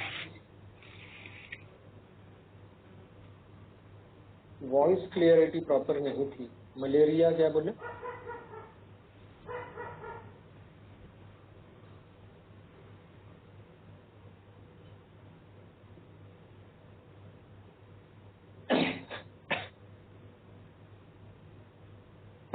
मलेरिया क्या बोले मैडम? मलेरियल फीवर में कैसे विचार करें? मतलब आयुर्वेदिक हम दे सकते कैसे ट्रीटमेंट दे सकते? हाँ ना, दे सकते हैं, कुछ प्रॉब्लम नहीं है उसमें। एक्चुअली उसमें रसकल्प का विचार भी हमें करना पड़ता है ऐसे कंडीशंस में। जनरली डेंगू मलेरिया इसमें खाली सिर्फ वनौषधि युक्त मेडिसिन से बेटर उसमें हमें रसकल्प का इस्तेमाल करना पड़ता है। उसमें भी वैसे ही दोषज अवस्था के अनुसार, फॉर एग्जाम्पल कुछ त्रिभुवन कीर्ति है, महाज्वरांकुश है, या फिर लक्ष्मी नारायण है, ये मेडिसिन का इस्तेमाल हम लोग कर सकते हैं।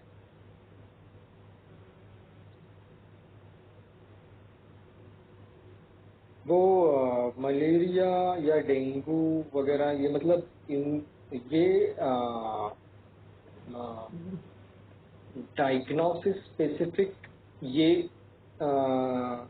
इस्तेमाल करना है, ऐसा अगर फॉर्मूला ऐसा अगर हमें देखना है तो इसका ज्यादा विवरण हमें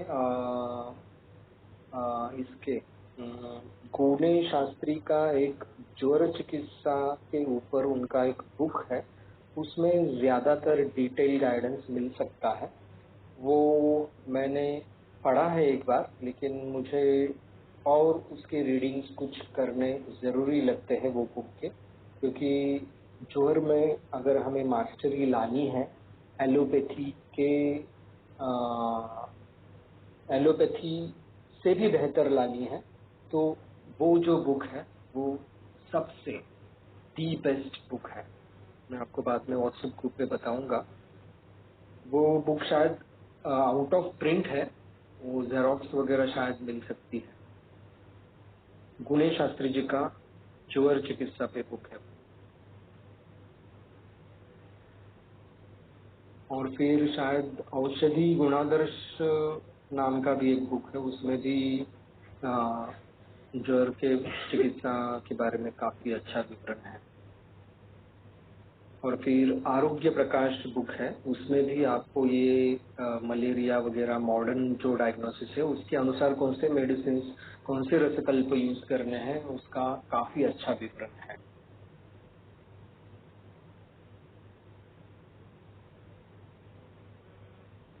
सर, आपने अभी जो खुद से कर टू टैबलेट फ्रिक्वेंटली, मतलब एवरी 2 आवरली 2 दिन के लिए पेशेंट को आपने कहा था, तो मैक्सिमम कितना हम रस औषधि 24 आवर्स में दे सकते हैं? ऐसा कुछ?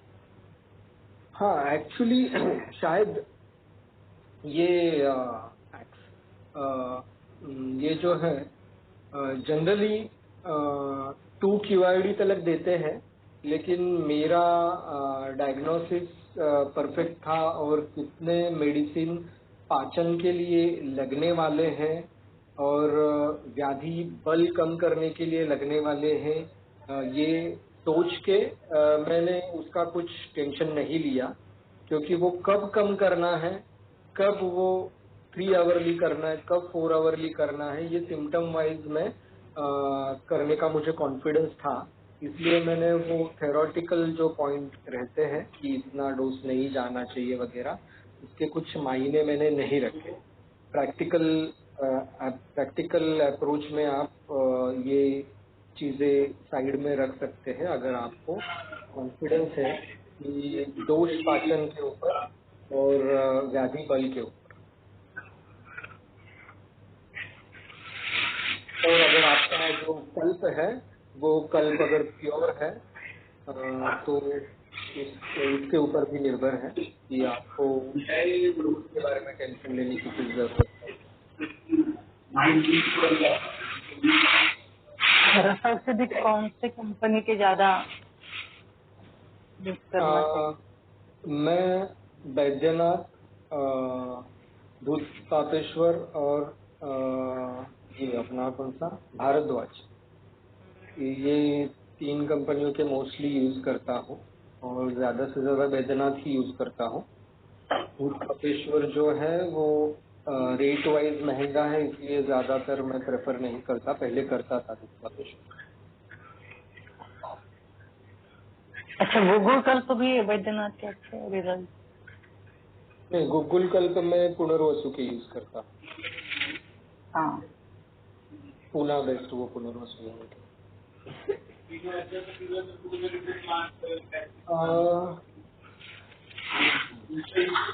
सर ये लक्ष्मी नारायण का जो आपने कॉम्बिनेशन बताया, भारती मैडम, इसका आपका जरा बैकग्राउंड सुनिए ना, आपका बैकग्राउंड साउंड आ रहा है, कोई तो बात कर। बाहर बात कर, ठीक है, मैं डोर बंद।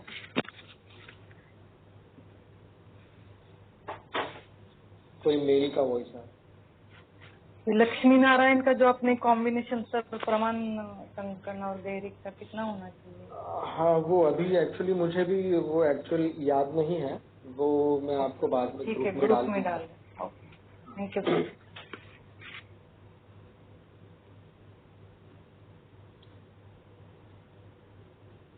ठीक है, मुझे लगता है आज का सेशन हम लोग अभी एंड कर सकते हैं। 2 से 3:30 का टाइमिंग था, कुछ टाइमिंग आगे भी गया है, लेकिन अच्छा लगा, आप लोगों ने काफी सवाल पूछे। ठीक है, फिर अभी प्रार्थना लेते हैं और फिर सेशन एंड करते हैं। सर चैटबुक में डाला, क्या? चैटबुक में 2 क्वेश्चन डाले हुए। अच्छा, एक मिनट। मलेरिया में आर्टेथर और क्यूनेन नहीं ले, ओनली आयुर्वेद से ट्रीट कर सकते हैं क्या? एक्चुअली कर सकते हैं ओनली आयुर्वेद से भी ट्रीट। आपको ये परफेक्ट आना चाहिए। फॉर एग्जांपल जो दोषज निदान जो ज्वर का है वो अगर आपका परफेक्ट है और अगर आप प्रॉपर रसकल्प चॉइस करते हैं तो आता है। और अगर जैसे मैंने बताया कि दोष की उत्क्लेशावस्था है तो उसमें अगर लघु अमन वगैरह जो कुछ इंडिकेशन है वो अगर आप करेंगे तो जल्दी रिजल्ट आता है। और नागर आदि कषाय कोविड में यूज कर सकते हैं क्या? हाँ, कर सकते हैं नागर आदि कषाय। पैरासिटामोल का अल्टरनेटिव मेडिसिन आयुर्वेद में क्या ले? ऐसे हर बार अल्टरनेटिव सोचने की जरूरत नहीं है। स्वतंत्र आयुर्वेद निदान करके आप मेडिसिन यूज कर सकते हैं ताकि एलोपैथी मेडिसिन पैरासिटामोल या किसी की जरूरत ना पड़े।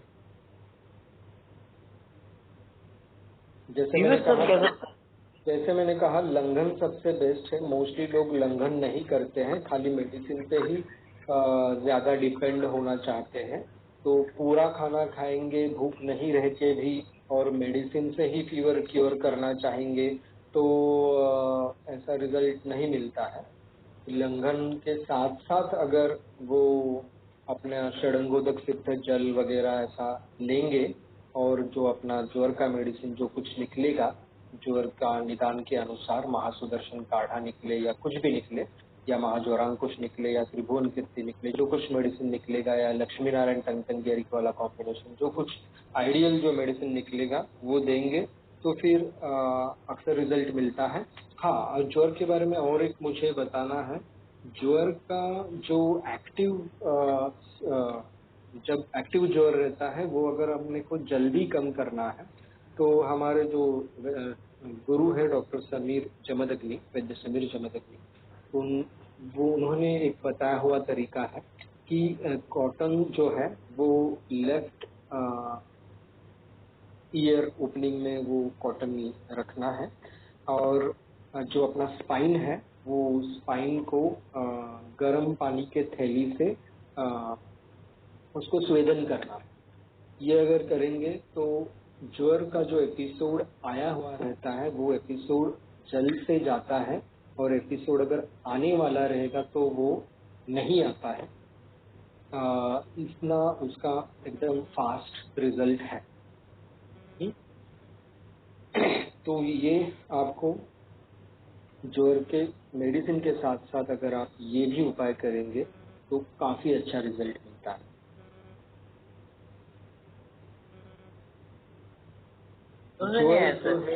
ज्वर जो है वो अगर मस्तिष्क में ना जाए, ये अगर आपको इतना फास्ट मतलब ये सोच के रिजल्ट चाहिए। जो पेशेंट में ज्वर मस्तिष्क में जाने की आदत होती है, उनको कन्वर्जेंस आते हैं, फेब्राइल कन्वर्जेंस आते हैं, ऐसे जो पेशेंट्स हैं उनमें भी हम ये कर सकते हैं। लेफ्ट ईयर ओपनिंग में कॉटन डाल के जो स्पाइन जो है वो गर्म पानी के थैली से सेकना है। मैंने जब मैं एक हेल्थ रिसोर्ट में ड्यूटी कर रहा था तब ऐसी एक केस थी, तो उनको मैंने इस तरीके से मेडिसिन दिया था। मतलब जो मेडिसिन था उनका हमारे जो मेन डॉक्टर थे उन्होंने शुरू किया था वो हेल्थ रिसोर्ट के, तो वो मेडिसिन जो है वो मैंने 2 मेडिसिन मैंने शुरू किए थे पर 2 आवर्स और उसका जो अनुपान है वो चेंज किया था मैंने। कुछ अदरक का रस और सेंधा नमक मैंने अनुपान चेंज किया था उसका, और मैंने ये जो एक्सटर्नल जो मैंने प्रोसीजर कहा है वो किया था। और उनका फीवर रिड्यूस होने के बाद में ही मैं वहां से निकला, तब तक मैं वही बैठा।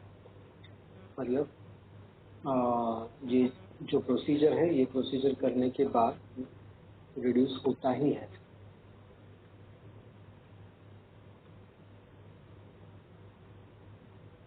ये व्हाट्सएप ग्रुप में अभी क्या भेजा है, मैंने तो बता दिया है ना। अभी सिंपल है, लेफ्ट ईयर में कॉटन डालना है, रखना है, और जो स्पाइन है वो गर्म पानी के थैली से उसको स्वेदन करना। ठीक है, ओके। अभी सेशन एंड करें।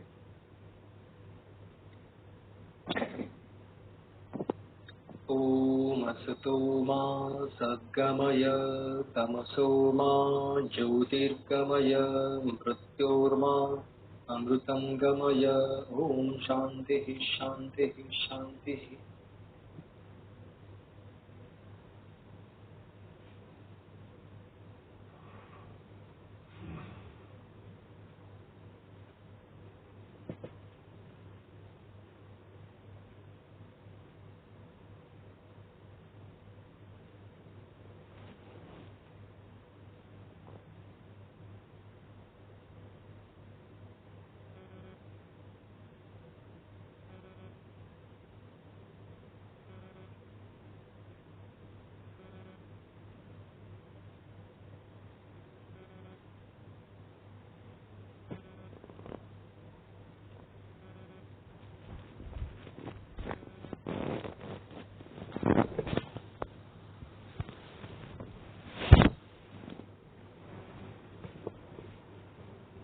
बताऊंगा।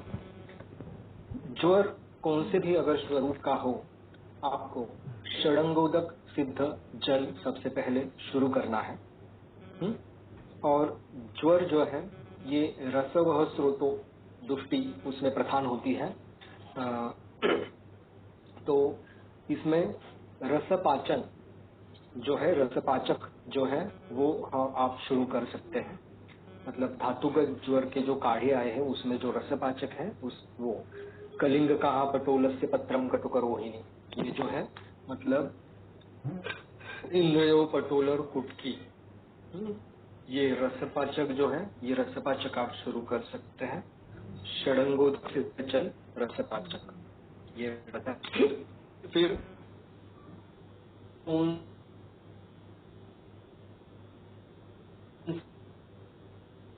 ज्वर सुधि दोष का उसमें है शुरू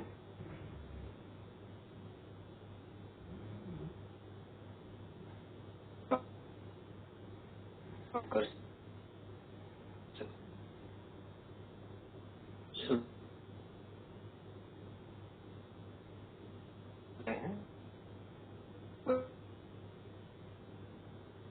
सकते हैं।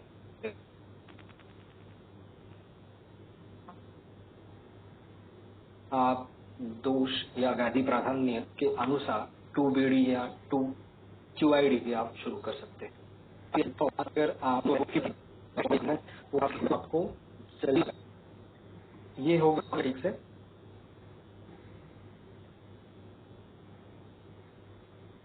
अच्छा, मैं रिपीट करूँ। हाँ,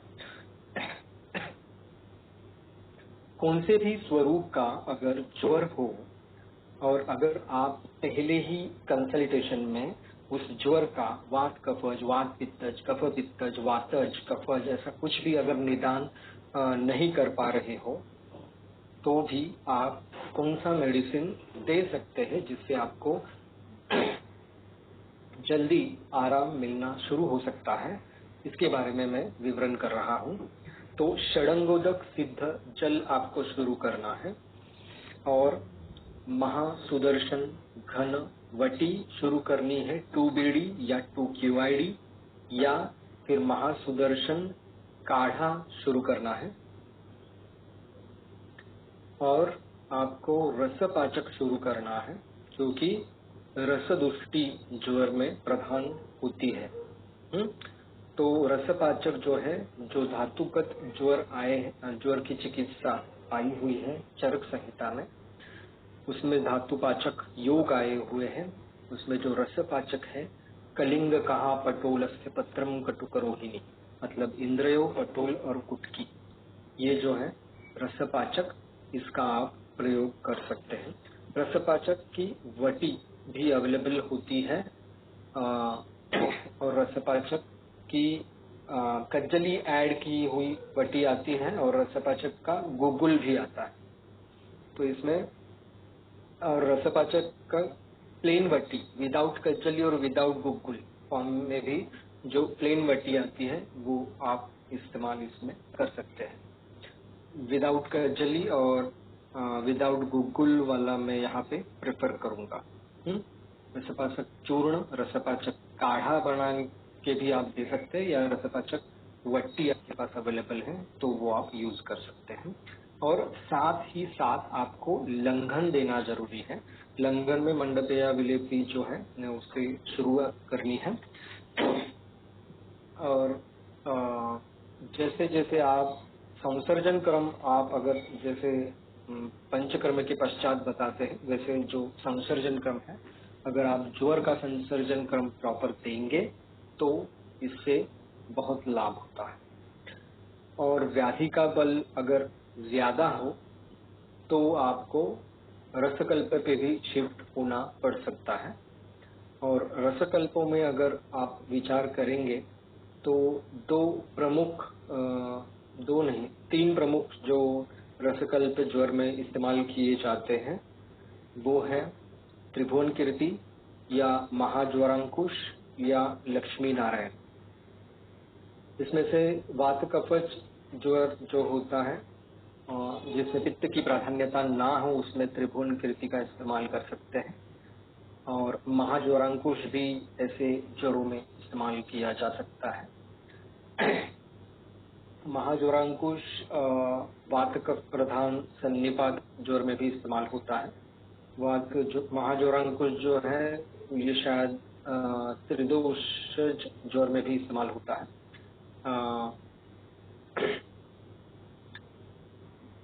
ये जो कल्प है वो कोष्ण जल से इस्तेमाल किए जा सकते हैं या फिर अदरक का रस और खड़ी शक्कर के साथ इस्तेमाल किए जा सकते हैं, या अदरक का रस, तुलसी का रस और शहद इसके साथ भी इस्तेमाल किए जा सकते हैं। प्लेन शहद से इस्तेमाल नहीं करना है, उसके साथ अदरक का रस होना ही चाहिए।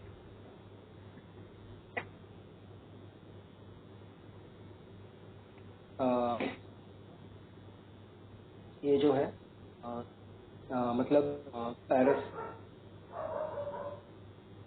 दवा की जरूरत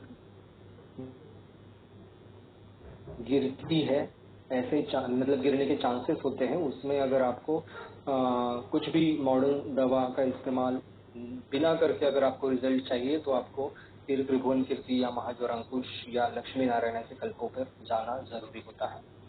लक्ष्मी नारायण जो है ये टाइफॉइड की वजह से जो फीवर रहता है उस पर भी अच्छी तरह से काम करता है। फिर पंचभौतिक चिकित्सा में जो है ज्वरघ्न योग और ज्वरहर योग ऐसे दो कल्प आए हुए हैं, उनका इस्तेमाल भी हम व्याधि लक्ष्मी नारायण टंकन गैरिक ऐसा एक योग और महामृत्युंजय रस ऐसा एक योग है। इसमें से एक को ज्वरघ्न और एक को ज्वरहर ऐसा कहा जाता है। ये अभी टिपिकली मेरे पास वो नोट्स नहीं है, मैंने आपको ऐसे ही बता के रखा। बाद में मैं आपको शायद फिर व्हाट्सएप ग्रुप पे या कहीं पे मैं आपको डाल दूंगा ज्वरघ्न योग और ज्वरहर योग के बारे में। इसमें जो महामृत्युंजय रस ऐड किया हुआ जो कॉम्बिनेशन है लक्ष्मी नारायण टंकन गैरिक और महामृत्युंजय रस, तो महामृत्युंजय रस जो है वो जयपाल युक्त कल्प है। तो जब शोधन अपेक्षित होता है, मतलब मल जो है मल के द्वारा दोष बाहर निकल के फीवर कम आए, ऐसा जब विचार अपेक्षित होता है तब हमें ये कॉम्बिनेशन यूज करना होता है। जैसे ज्वर में कुटकी का प्रधान रोल होता है ज्वर जल्दी कम आने के लिए, उसी प्रकार ये जयपाल वाला जो कल्प है महामृत्युंजय रस उसका अगर इस्तेमाल करेंगे तो ज्वर जो है वो जल्दी कम आने के लिए फायदा होता है।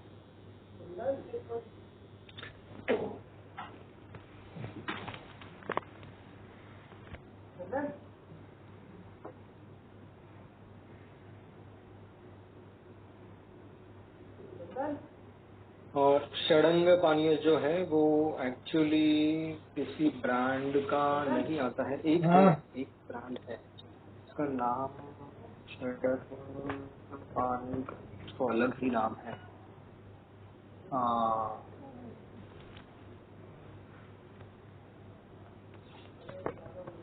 चिंटू या समथिंग कुछ तो ब्रांड है।